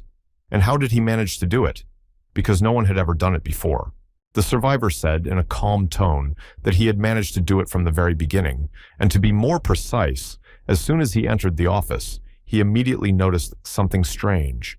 But a second later, he added that a warrior like him would not have become a mere mercenary. The blonde man said all this calmly and moderately, without any excess or arrogance, as he usually does. The man who hid his face behind the enchanted body-changing mask was the president of the East Korean hunting associations, and his name was Oh Kang-hyun. He looked like an old man. The gray-haired gentleman then smiled sweetly and said that the blonde man had taken part in the test. So he asked if it was useful to them. He was curious about the answer this strange man would give. The survivor closed his eyes after listening to the question and replied that it was only a little bit, but it allowed them to find one candidate who could become the first soldier of his future army. A second later, he added that there was no need to worry because he had no intention of flying abroad. The older gentleman was sitting at his desk with his hands folded on it. The director looked down and said that the other man seemed to know what he was thinking, but he emphasized that he was a little nervous because he had seen the strength that Your Majesty had demonstrated. The blonde added that he was also surprised earlier because the dungeon was supposed to have monsters of only D rank, but suddenly there was a boss of at least C rank, which the group had to fight hard. Then he remembered that he had called this creature a dirty bastard who hadn't even managed to identify the person. And pointing his index finger at him, he asked how long he was going to stare at his face. And without receiving any answer, he used only one finger to hit the animal, which began to spin in a circle and finally fell to the ground, without moving or showing any signs of life. Recalling this, the gray-haired man began to smile loudly, saying that the survivor had treated the creature like a toy. This pleased the director, who had the opportunity to observe everything with his own eyes. The knight sat down on the chair opposite and folded his arms across his chest, saying with a serious expression that something like him was not even worthy of being a toy. Then he fell silent, waiting to hear what the other man would say next. The director said that in any case, if His Majesty wanted to create his own guild, he could count on their support. He added that he was sure the king already knew about it. He also said that reputation is very important when creating an organization. That's why not many people can become famous in their day. The blonde man was a little skeptical because he had already understood everything for a long time. Then the gray-haired gentleman picked up a pen and began to turn it over, saying that there was a gate in Jeju that turned red because of an unsuccessful attempt to raid it. And this worried everyone on this planet a little bit. After all, no one has been able to clear it for a year now because there are many beasts of different ranks that require a very large army that will be skillful and proficient with their weapons. You need to get or receive the Stone of Wisdom, which you also need to know how to use because improper use can be fatal for its owner. It turns out that this stone and the gate are guarded by the boss of the Red Gate, Spinner the Psycho. It was quite large in size, and in order to deal with it, you need to have a lot of strength, which can be skillfully used. This gate was located in the Jeju Sports Complex, raid of the first squad of the KRR Guild. Every day, it grew in size and color. It was becoming more and more intense. Groups of hunters patrolled there around the clock, so as not to miss the moment when various creatures would come out of them. Everyone was carrying a weapon just in case. And when one of the groups entered the middle, the two friends froze in one place, because what they saw in front of them surprised them. They clearly did not expect to see this. It was just a developed civilization in front of them. Perhaps this planet was even more developed than the Earth where they live at the moment. There were many tall buildings. A girl with blonde hair put her bow on her right shoulder and smilingly said that this was the gateway to the future. A dark-haired young man with a wide-open mouth said, "There are already worlds of fantasy in Marima. Why not futurism?" For several minutes, they walked around and looked at everything carefully, and at one point, the hunter stopped and turned to the guildmaster and said that it looked like cyberpunk. The guildmaster gathered everyone around and told them that they needed to reconsider their actions, so they would start by regrouping. His deputy added that they had to consider the possibility that they would have to fight strong opponents. For a few minutes, the black-haired man with the ponytail looked away and began to think carefully about everything, because here you need to plan every step to ensure that everything goes well. And just a second later, he pointed to a building and suggested using it instead of the headquarters, because it was very tall and we could see a large area from it. In the end, his deputy came up to the chief and got down on one knee in front of him. The gentleman asked him if he had any news. The man replied that he could not see anything at all. After all, there is no Anisi and no monsters. The gentleman with the ponytail folded his arms across his chest and asked a clarifying question, but that maybe there is a spineless psycho here because he might be the boss of this dungeon. The young man replied that he hadn't been seen either. The loud one started to turn his head around because it was strange that there were no people or monsters in such a big city. This began to alarm them a little. After all, such silence cannot symbolize something good. But on the one hand, it can be good because they don't have to confront the army or anyone else for that matter. Therefore, they can calmly clean up the area around them. That's why the next morning, the chief gathered all the hunters in a big room to discuss the plan of action for the next few days. They could not stay here for long, and the man was also worried that they had entered the gate, but they still had no information about the psycho spinner. The blonde woman, holding her bow tightly in her hands, listened attentively to everything that was said here.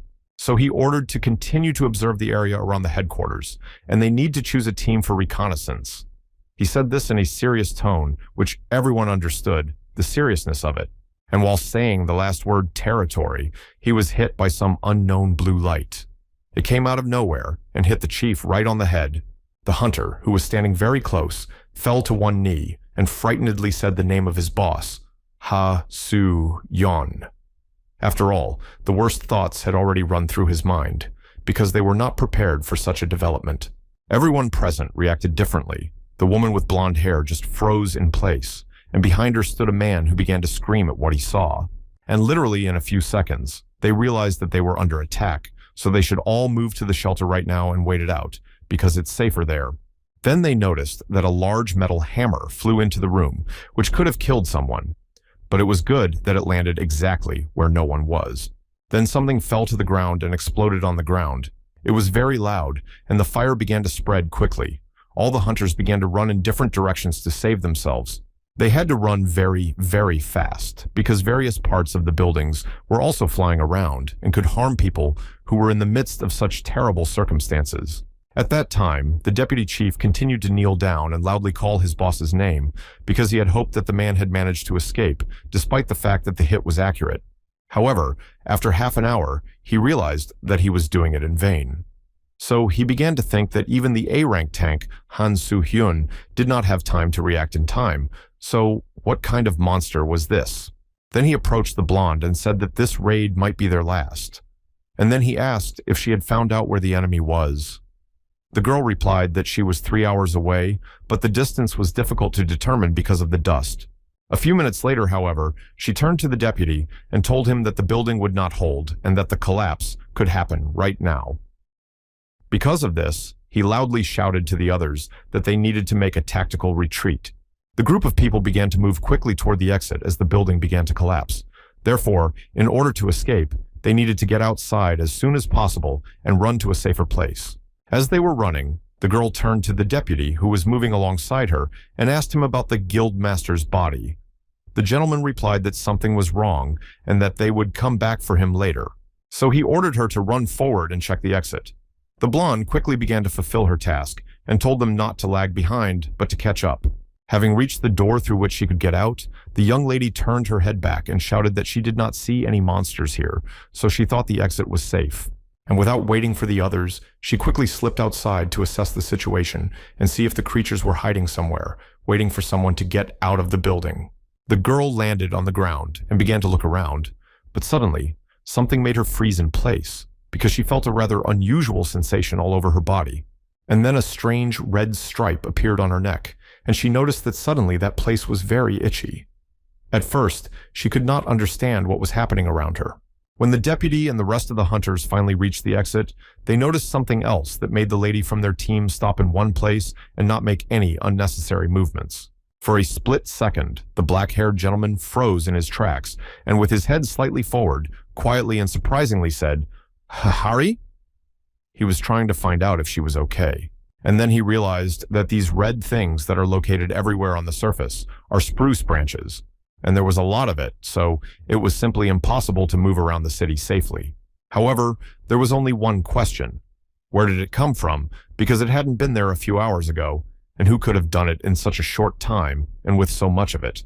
The deputy did not hesitate for long, but drew his sword and ordered the other hunters to get rid of this obstacle because they needed to leave as soon as possible. He also advised that people filled their weapons with mana to make it easier to cut the line, and it would also be easier to cut a common dip. At the same time, my mind was full of thoughts about what the hell was going on and whether there was one enemy here or not. The next question that arose was how long they had been followed. The man was thinking about this as he cautiously moved forward, cutting through the obstacles in front of him. At this time, someone was watching them closely from the mountain. It was quite modern equipment, which provided a lot of useful information about the people who were under the gun. It turned out that it was a camera that could be remotely controlled. It was mounted on one of the buildings opposite the one from which the group of hunters ran out. Suddenly, the black-haired deputy looked up in that direction as if he sensed something. And of course, he noticed this curious thing, which he had never seen before in his experience of working in the canton. However, as soon as he noticed it, the device let go and began to fly down directly at the people. And when it landed nearby, it exploded, causing the fire to spread quickly around. After a few minutes, the black-haired man began to cough loudly because a lot of smoke got into his lungs, and it was very difficult to breathe. He carefully started to get up on his ass, looking at the place where the camera was. The man became very angry at what had happened, so he started shouting loudly at the whole street for the creature to show up, and then called it a piece of shit. And then he noticed something that looked like a metal spider, and then the deputy realized that it was just a robot. But with that came the realization that someone had to control it. But a second later, he realized that it could also be the spinner psycho they had been looking for so long, and it turned out to be so close all along. It was a little scary because they hadn't encountered anything like this before. It was a rather sophisticated device with a lot of sensors that glowed bright red. There were also many links that were located around the perimeter. How do you look at it? An image of a woman with long, fluffy hair sitting on a chair appeared in my head, saying that if this was always with him, he could fight without ammunition. The hunter was out of his mind from the rage that gripped his mind and body. He twisted his face in despair and began to scream loudly, calling his opponent a bastard who had killed his comrades. The device continued to stand in the same place where it was. So far, it did not react in any way to the words that were said in its direction. However, a black figure of a man appeared, who had medium-length hair, and there were many lines of blue light around him. Unfortunately, the face could not be seen because a shadow was falling on it. Purpose: to protect the city. Jeju Gate. The first raid, the Checkpoint Guild team consists of 58 men, among whom there are no survivors. Therefore, they are forced to launch a second raid to find out what happened. Third raid. Due to the Psycho Spinner, the gate boss, the dungeon's difficulty has increased to red. Because of this, raids to Jeju Gate temporarily stopped. However, one group of hunters expressed a desire to go on their own. A young man wearing dreadlocks folded his arms across his chest and said that the weather was really bad here, just like in that video. A young lady with an indifferent expression asked them not to go too far. After all, the deeper they go, the more likely they are to run into Spinner the Psycho. And the blonde man and his team decided that they would be the ones to take the Stone of Wisdom. And another 60 billion would be the payment for the work of their guild. Everyone wanted to be the first to get it. And a group of people entered the gates of the Jeju Sports Complex and it consisted of a large number of participants because no one knew for sure what was waiting for them there and how many hunters would be needed. The Golden Lion Guild, one of the top 10 guilds in Korea, is led by Guildmaster Hwang Gum-chel, S rank, Deputy Hwang Un-ha, A rank, and 47 guild members. Magic Tower branch, Gil Tae-sung, almost S rank, and 48 mercenaries, as well as the Korean Hunters Association, Han-ha-ri, A rank. A red-haired young lady with a long braided braid poured a drink into a glass, addressing His Majesty and offering him a taste. The blonde gently took the black cup with his right hand and took one sip, after which he said that it was quite good. So he asked what the name of this drink was that he was so fond of. The young lady smiled and said that it was barley tea. The man was sitting on a large stone, wearing a classic gray suit, which was not suitable for a fight. When they got to the city, they saw many destroyed buildings, but among them were those that could be used for temporary shelter, namely to hold their meetings. The headquarters of the fourth raid was the Jeju Gate group. One of the hunters approached his worried colleague and asked him what was wrong. After all, he had been in this state for several days in a row. At this time, a red-haired lady standing next to the survivor, who was sitting on a chair with his leg propped up, said that she was worried that everything might not go as smoothly as she would like. Then the lady made very big eyes and opened her mouth wide because something strange came to her mind, so she could only say out loud, "To be honest, the best option would be if His Majesty does not interfere with what is going to happen, but there is one disadvantage. He will not be able to get the fame he may be dreaming of." The man listened carefully and said that this was not a bad option. After all, if the king with the heart of a lion does not interfere, then everything is not so bad. This decision amused the man a little. Then he turned to face his colleague and asked her what she thought the king's duties were. This question took her by surprise, so she said with uncertainty, "To rule." The gentleman added that it goes without saying, and anyone can take on this role, only if he has pride and assumed that all high-ranking people can use it. The huntress listened attentively and tried not to miss a single word, because it could be very important and would be useful in the future in communicating with the knight. And then it occurred to her that when she began to think carefully about everything, the gentleman intervened in the fight only when the attack could not be blocked. And the black-haired gentleman was in danger, even though he had demonstrated great skill and experience in these matters before. However, even he needed help. Therefore, the red-haired woman realized that she needed to add something, so she began to say quietly that then the responsibilities of the king with the heart of a lion included. But she did not have time to finish her thought, because she was interrupted by the blonde man. He decided that he himself would complete the sentence with the last words, so he said exactly those words, "To be a reliable shield." After saying that, he looked in front of him for a few minutes. After all, if a king with the heart of a lion goes into battle, it will be considered a disgrace to the knights. And this is unacceptable, because it undermines his pride. Then the blonde man got to his feet and wore a large, long cloak with white fur. He concluded that such an act could be an indicator that everything was very serious. The huntress stood in one place and listened attentively to the speech of the survivor, who was sitting on the right side of the chair. One could tell that she was mildly surprised by such thoughts.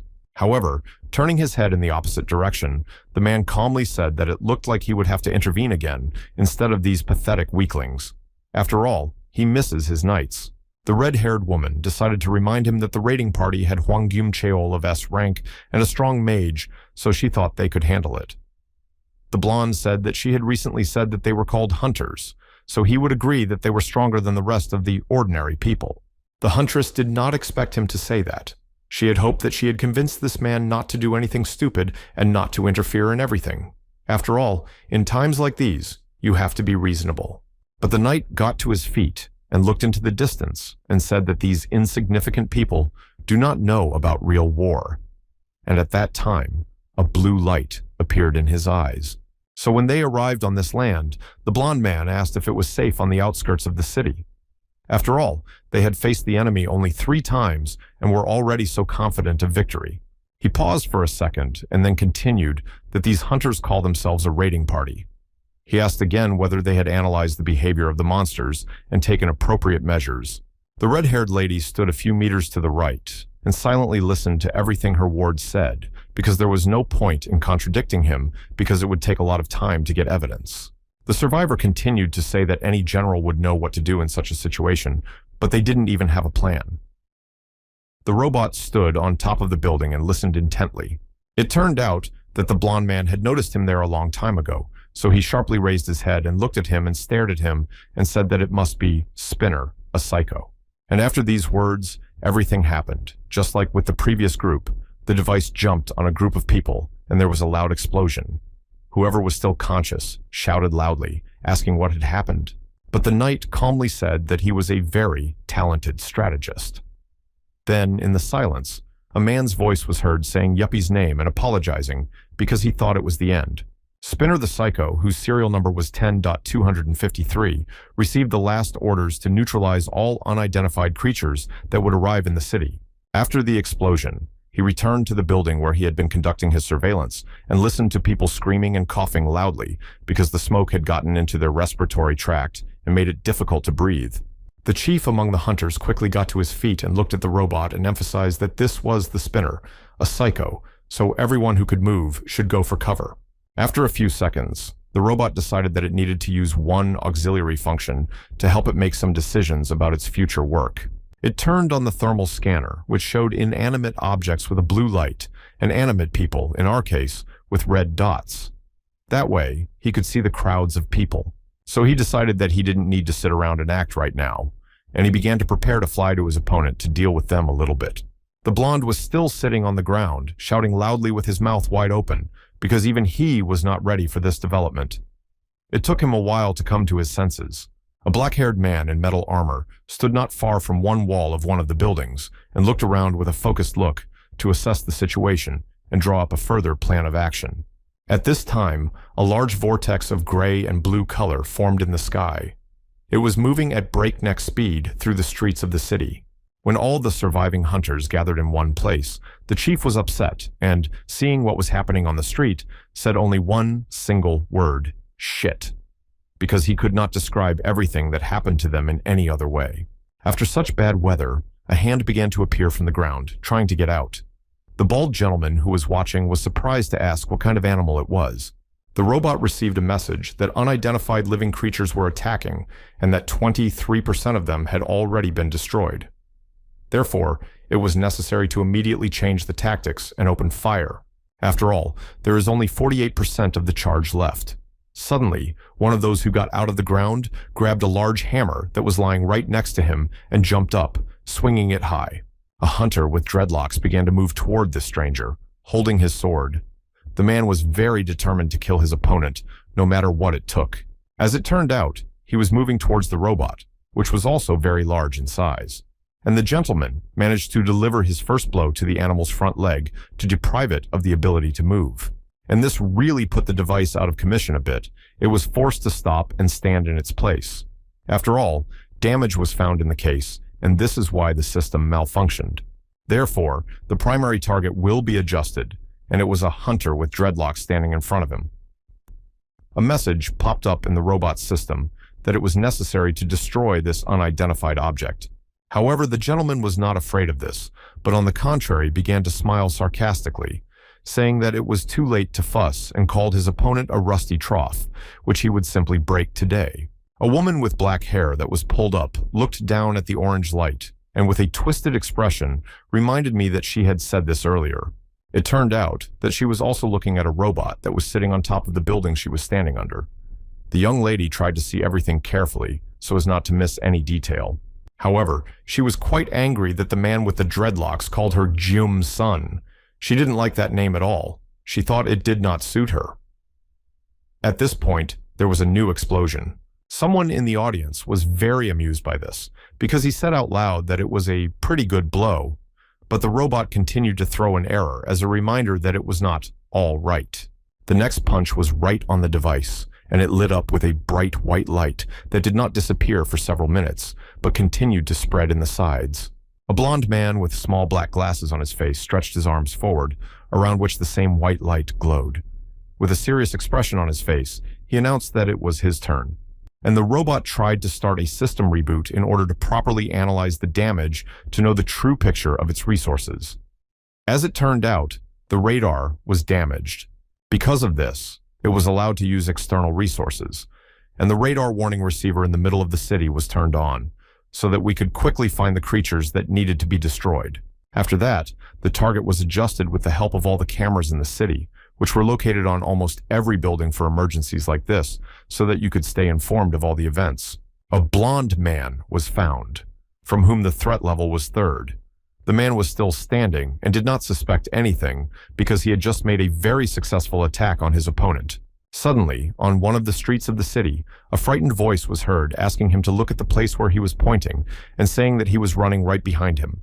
After that, an order was given to stop him, and so everyone opened fire with their weapons. After all, the more attempts you make, the more likely it is that at least one will be successful and hit the target.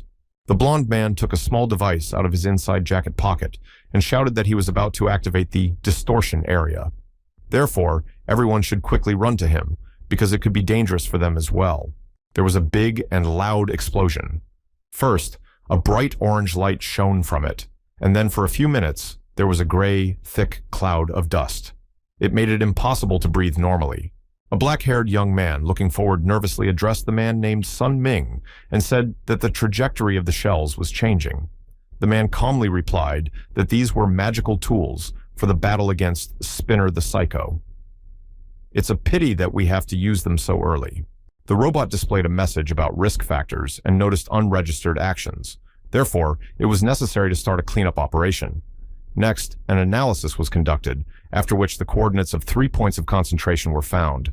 And immediately after that, the fire was launched, and the blonde turned his head back because he heard a strange cough from his partner. He was hit by one of the bullets. He could not believe his eyes because, in his opinion, it was impossible. Was the robot able to calculate the angle at which the shells would pass the barrier so quickly? It took him a few seconds to come to his senses. The blonde man could not understand where this robot came from because he thought that he had long been finished with it and would not bother them anymore. However, it attacked them again. The main man began to ask MacGill and Tae-sun to quickly take away the warp zone, because it was becoming very difficult to guess the trajectory of the projectiles and difficult to defend. The hunter quickly responded and said that he would disable it now, and the others should attack as soon as the warp area disappeared. The woman had already prepared her weapon to fight back. The black-haired man began to count so that his colleagues could prepare well, because if they did not, they could get many casualties among them, and they didn't want that because they needed to win. However, when the gentleman said 1, he noticed something in front of him that made him stop and think about whether he should do it or whether it would be better to wait a little longer. And yet, he decided to stop his actions. The man with blonde hair and the woman with dark hair looked at their leader in surprise because they did not understand why he had decided to do so. And when all the hunters turned around, they noticed that something white had appeared, and there were a lot of them. So they began to examine it in detail to understand what it was. And in a minute, people realized that it was a fishing line, and the robot was not going to run away, but simply lured them to the right place and used its tactics. The hunters did not expect such a development. Next, they asked themselves how the device managed to place all this here because they saw it alone without any help. It looked strange to them because they had never practiced this before. The creature lifted one of its paws up to begin the next stage of its plan. It turned out that the robot was charging the fishing line there to give them a force that would not stop its opponents and prevent them from moving further and using their power against it. The hunters watched all this, standing in one place with their mouths and eyes wide open, unable to believe that this was even possible. Because in their experience, this had never happened before. And then they finally realized that it was a mistake to gather in the warp zone. Now they could not escape, and the hunters were trapped, and they came here on their own. There was silence at the scene for a few minutes as everyone tried to figure out what to do next. At that time, the robot finished charging. However, a group of people heard a strange sound coming from the distance, but approaching. It turned out that a large white horse was running fast towards them. This again made people wonder because it was not clear where it could have come from. Not only was the animal very large, but it was also furious. The horse clenched its big teeth and a blue light shone in its eyes. For a second, the animal stopped to look at the people.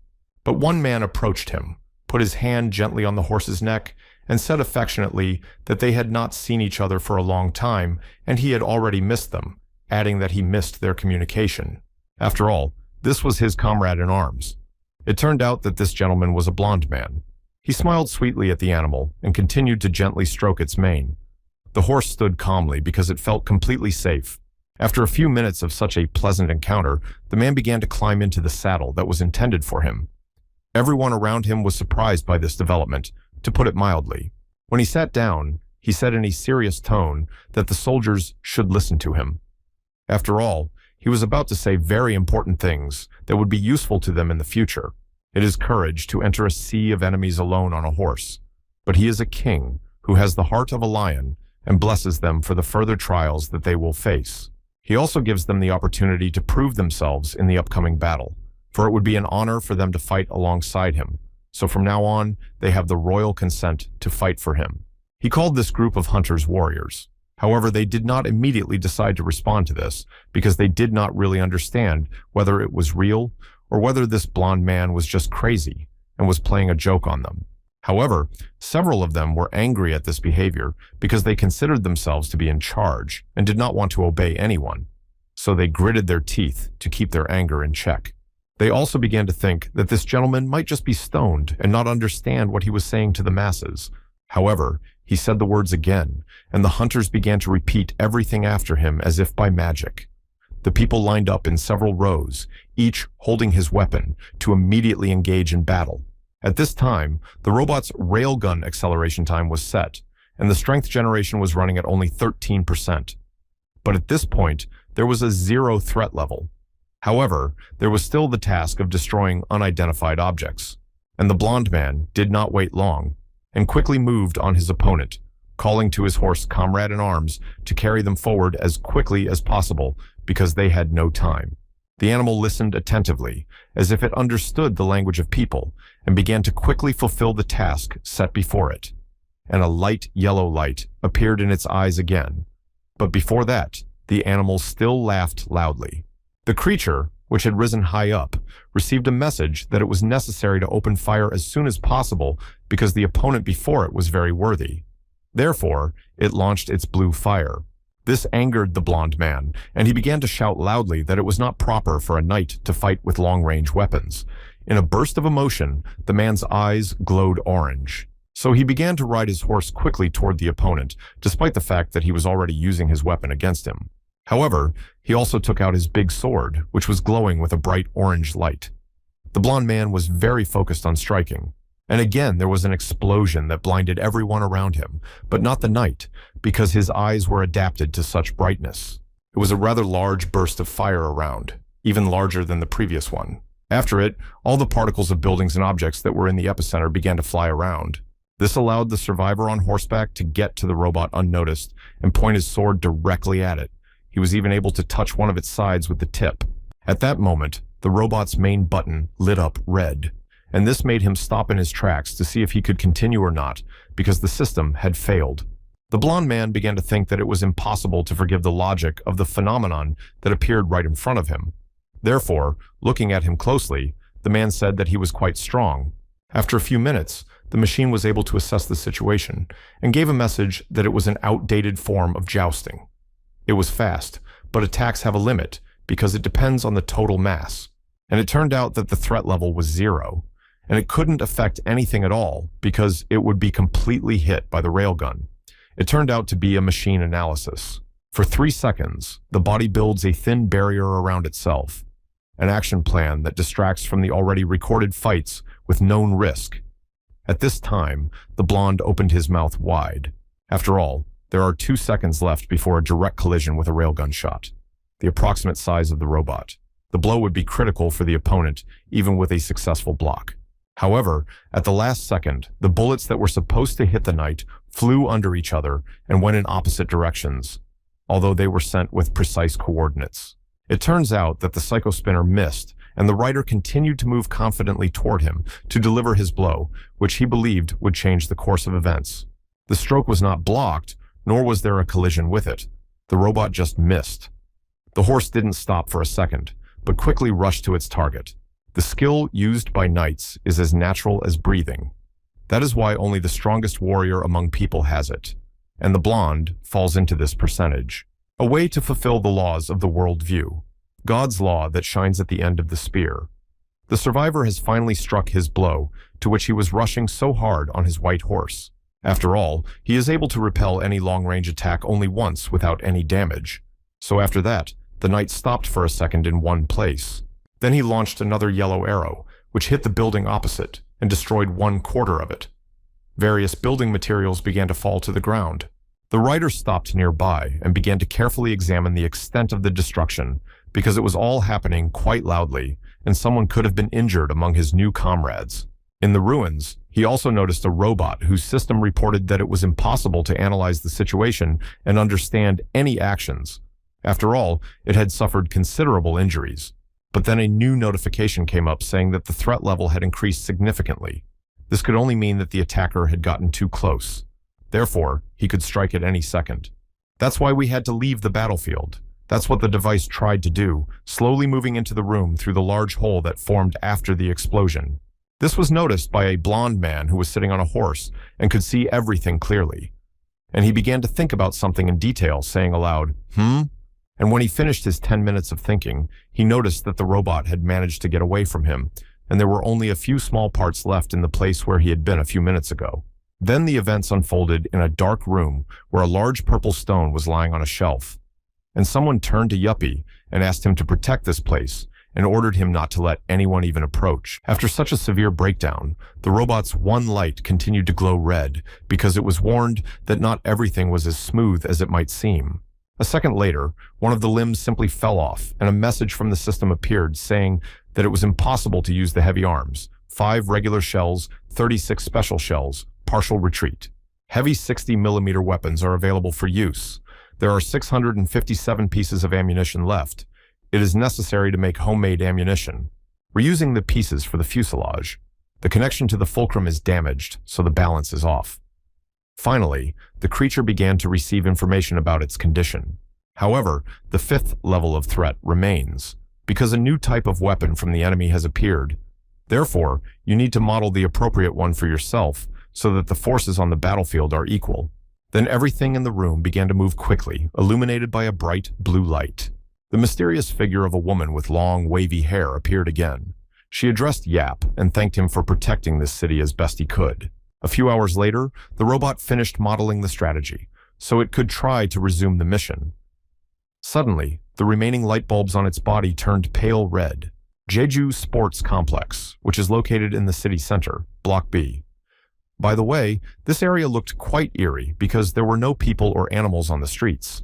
Therefore, a small group of hunters moved cautiously through the empty streets, holding their weapons tightly in their hands and looking around, because in such a place, you can expect anything. Suddenly, the leader sharply ordered them to stop and said that they were right on course, 250 meters.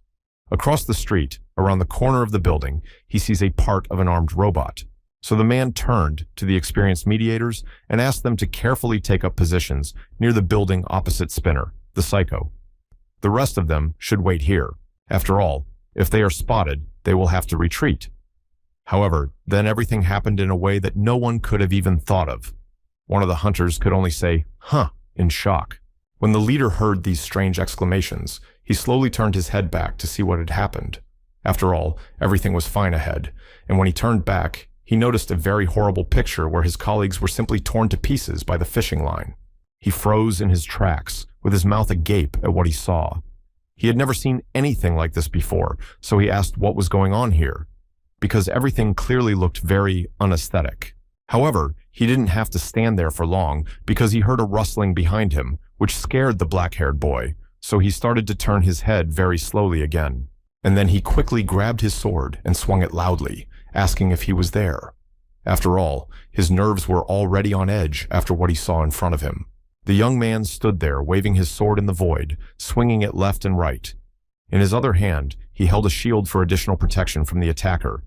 In despair, the black-haired man called the robot an ugly NATO, a spider. The young man stopped for a second and tried to convince himself that the creature was definitely there. Suddenly, however, a red streak appeared on his face, and then a large number of them spread around him. After that, there was a small explosion of the remaining body of the thought.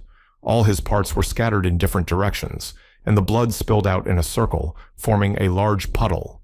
The robot received a new message from the system saying that the destruction of the 5 unidentified creatures was complete. So for some time, you can relax a little. However, the robot managed to start working, and with the help of a large button on his body, he tried to scan everything around him to see how things were going. And then another creature was spotted on the ground. It turned out to be a black-haired young man who was trying to escape from the robot, which was chasing him and shouting loudly that he did not want to die. However, upon closer analysis, the system showed that the threat level was 0. After that, the creature stopped in one place. After all, in such cases, you should act differently. At this time, the young man had already managed to run to the local cemetery, but he was still screaming loudly because he was afraid of what might happen to him after such an encounter. So he tried to run even faster. Suddenly, he stumbled over a small stone and fell face first onto the ground, where thick green grass was growing. It was so unexpected that he didn't even have time to regroup properly. When the young man got to his knees, he turned his head back and saw the robot moving toward him, and he began to beg for mercy in fear because he did not want to die. However, this did not stop the creature, and it continued to move forward in spite of everything. And on its body, red lights were glowing to scan the area. But it passed the young man and began to move cautiously towards the graves with its tentacles. So far, it is not very clear what it is doing. After all, his relatives were obviously not there. For a few seconds, he continued to move, looking for the one he needed. And as soon as he lifted his paw over one of the graves, in his imagination, it became a small, fragile hand of a woman who turned to Yuppie and asked if he knew. She went on to say that very soon she would be buried here like the others. She would be a part of this city forever. The lady had long, thick, wavy hair. Then the lady slowly turned her head back and smiled sweetly and asked the robot if it would then defend the city in which it had spent so much time. After that, the robot switched to a young man standing a few meters away, and the system began to give out logical decisions. The first was to finish destroying the invaders. The second was of the same content. However, then an independent analysis took place through the hacking of logic and decision-making arguments. The logical reason was suppressed, and the priority was changed. The young man froze in place because he did not know what would happen next. However, the creature turned around and began to move in the opposite direction, and then the young man realized that he was probably pardoned, so he quickly hid behind a tombstone. A few seconds later, the robot lifted up and flew away, and the guy on his knees gave it a surprised look. After all, he could not even think of such a development. As he stood there, someone behind him quietly approached him and asked if he was okay. This made the black-haired man even more surprised because he thought there was no one else here. But when he got a good look at everyone, he saw his colleagues. So he turned to Taesun-mi, assuming that, in his opinion, the robot was tired. The blond man asked in a serious tone what he was talking about. The young man replied that he was not killed, but simply escaped. The young man then got to his feet and, with his arms outstretched, suggested that when the robot saw the hunters, it decided it would not defeat them and simply ran away. One of the gang said that even he had his limits. However, the leader said that this was a cemetery and it was much cleaner than the rest of the city. The deputy also emphasized that he hadn't noticed it before, but this place was really clean. At this time, the robot continued to fly over the city, moving towards its permanent location. It could be called its home. And at the same time, the system was checking the growth of the opponent's forces. The possibility of winning was 92%. However, the final decision was to retreat. Then the leader of the hunters turned toward the city center and said that this was not a pleasant place, so they needed to get out of here as soon as possible. After all, even after their death, everything here remains creepy.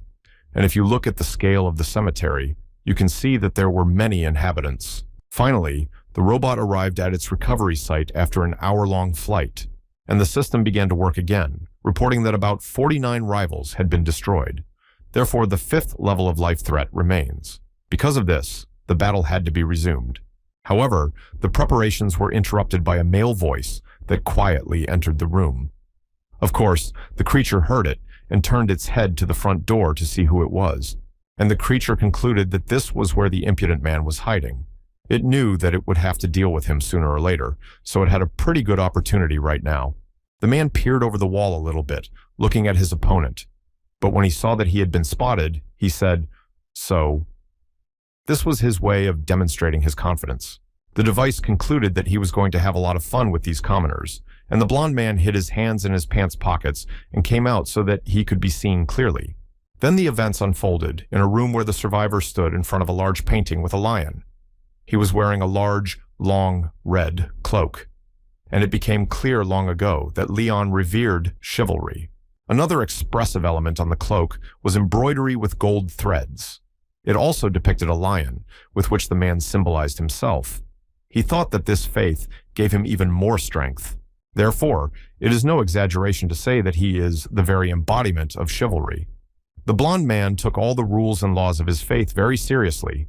The knight also believes that only cowards set up ambushes, which is why he always fights fair.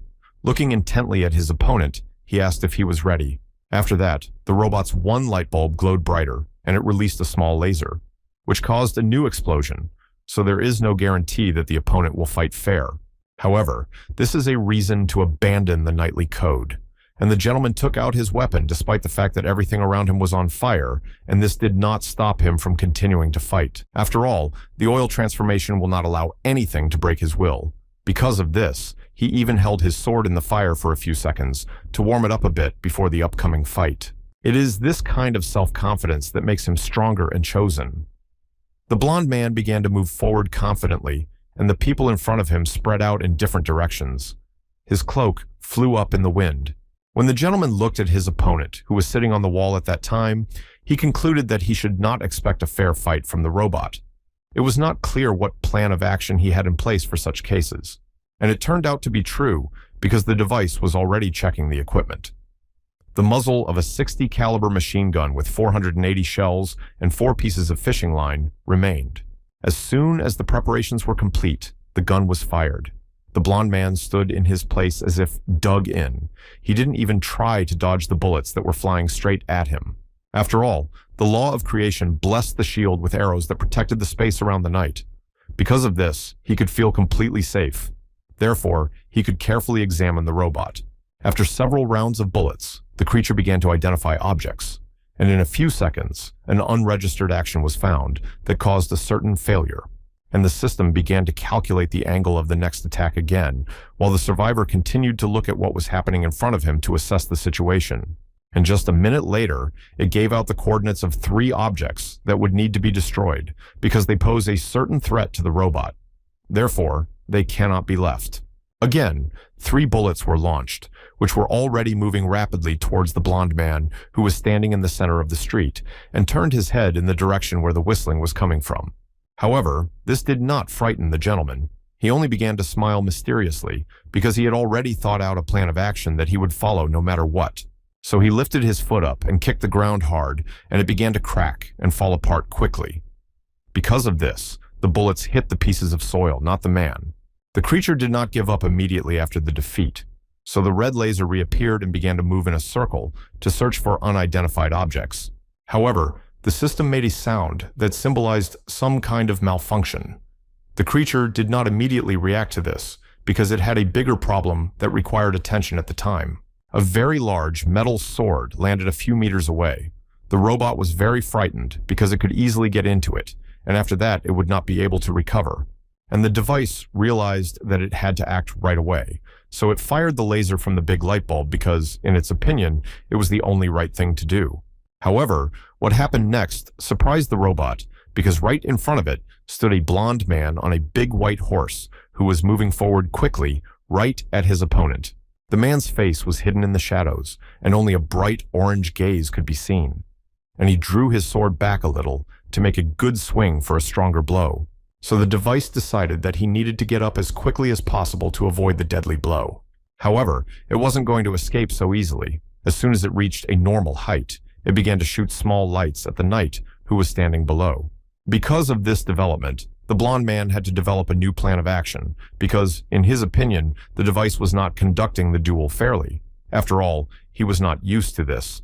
Then the man smiled and turned to his horse, whose name was Stallion, and suggested that it looks like they were being played hide and seek, and they certainly had no right to refuse.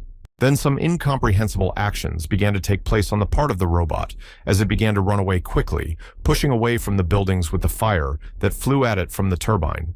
The blonde man had no choice but to catch up with this coward, but on the ground, because unfortunately, his horse could not fly, but it could run fast.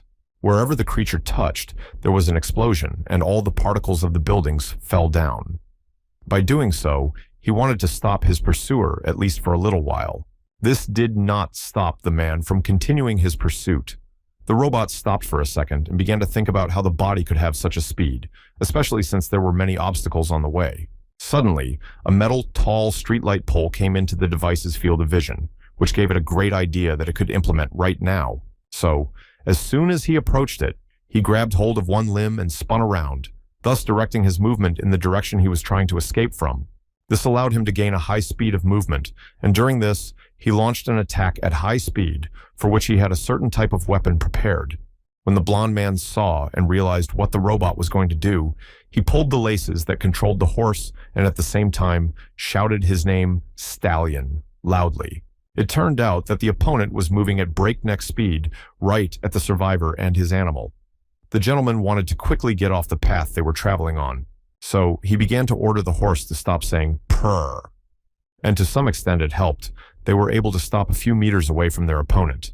The first seconds the man was shocked, so all he could say was, However, he did not stay in this state for long because he had seen many things in his life. However, in his opinion, it was a pretty good development, being controlled by a robot.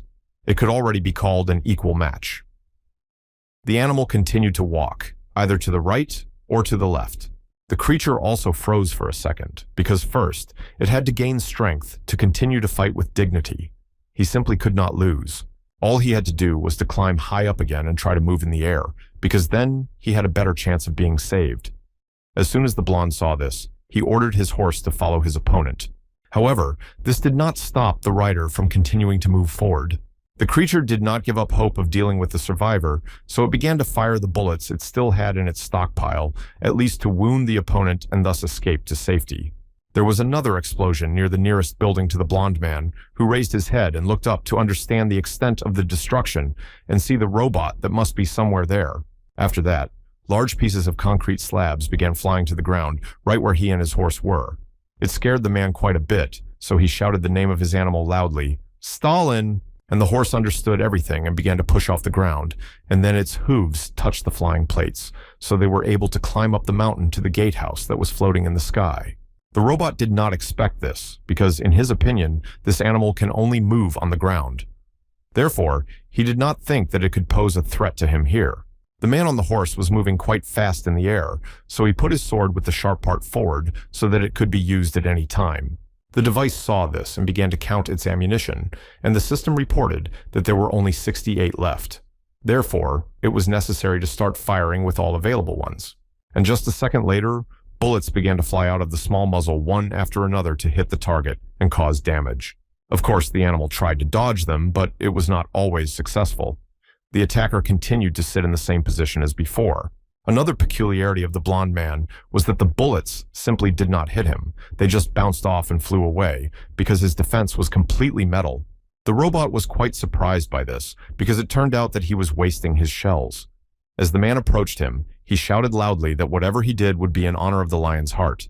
And he quickly pointed his sword at his opponent to deal him a crushing blow, because he had no more patience with him for almost a whole day. And there was very little time left. The weapon hit exactly where it was needed. It caused a burst of bright yellow light, and then a large cloud of dust immediately appeared, through which nothing could be seen. And when the dust began to settle a few seconds later, the survivor noticed a robot in the sky that was missing a body part, and the system began to display messages saying that a critical level of uranium had been obtained and the task limit had been exceeded. Suddenly, I remembered that a woman had warned me earlier that what had been imprisoned should never see the light of day again. She said this while looking closely at the purple gemstone. It was because of this that the device started the process of self-destruction, and all the light bulbs lit up with a very bright red light, signaling the start of work. And in a few seconds, the objects on the entire territory were blown up. The man froze on the spot with his mouth wide open, carefully watching everything that was happening around him. After all, there was a very large explosion in the very center of the city. during which a large stream of fire and smoke rose into the sky, and everything around glowed red. When JS-10.253 woke up, he was in a shelter that smelled like oil. However, at the same moment, a male voice addressed him, named Spinner the Psycho. It was a gentleman in a dark blue hat. He opened one part of the door and ordered the robot to quickly go to the defense of the city. After all, he had to fulfill his task.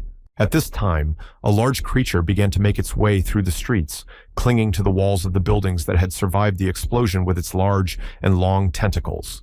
This creature had one large eye that glowed with red light, and with the help of this eye, it could see everything around it to the smallest detail, so as not to miss important elements. However, she could not move freely for long, because the robot had already taken aim and launched 3 of its largest projectiles at her, which passed through her, leaving only large holes behind. Of course, she could not hold on any longer, so she let go and flew to the ground. When she landed, her blood flew around, contaminating everything in the vicinity. Next, another monster came out of the ground, which had a human-like body structure, but its face had large, sharp teeth, red eyes, and horns in the center of its forehead. When it turned its head to the right, it noticed that several dozen robots were moving towards it, with the task of defending the city using any methods and means. At that time, the Spinners, the Psychos, went to the city and destroyed all the enemies and became heroes. Their image was shown on the central square on a big screen. The story of the super robots who saved the city from a desperate situation was just a good fairy tale for the locals, who unfortunately lost all faith. And from that moment on, the Psycho Spinners became symbols of hope and Iron Knights for them. That is why people will be grateful to them for such a feat that saved the lives of thousands of residents. However, on the battlefield, they had a very hard time. After all, they had to fight for victory while standing in the fire that surrounded them on all sides. There was no time to develop another plan of action. But even in such conditions, they managed to launch their shells, which often hit the enemy and even killed some of them immediately. And this was a very important step towards victory. Spinner, Psychos were rebuilt. Includes JS-10, 253. And from now on, they defended the city under the leadership of the Commander-in-Chief, who constantly made decisions for them and developed an attack plan on his own. Therefore, they had to defend their area to the last, because they could not be allowed to lose, because after such work, they could not return their territories. But despite this, there were enough of them to conduct an uninterrupted battle, which exhausted the enemy a little bit, and this allowed them to deal with them faster. However, they defended it until what they had to defend disappeared. The city was just in flames, and from above it looked very scary for a viewer who was not used to seeing this. Then there is a picture of a young lady with long, wavy hair and a split lip, addressing Yuppie and making her last request to protect the city. After all, this thing can't even exist. And the last combat robot received his last order, which he was able to fulfill to the letter, just at the highest level. So no one could even come close to this thing. As it turned out, it was about that beautiful and large purple stone in a securely locked room.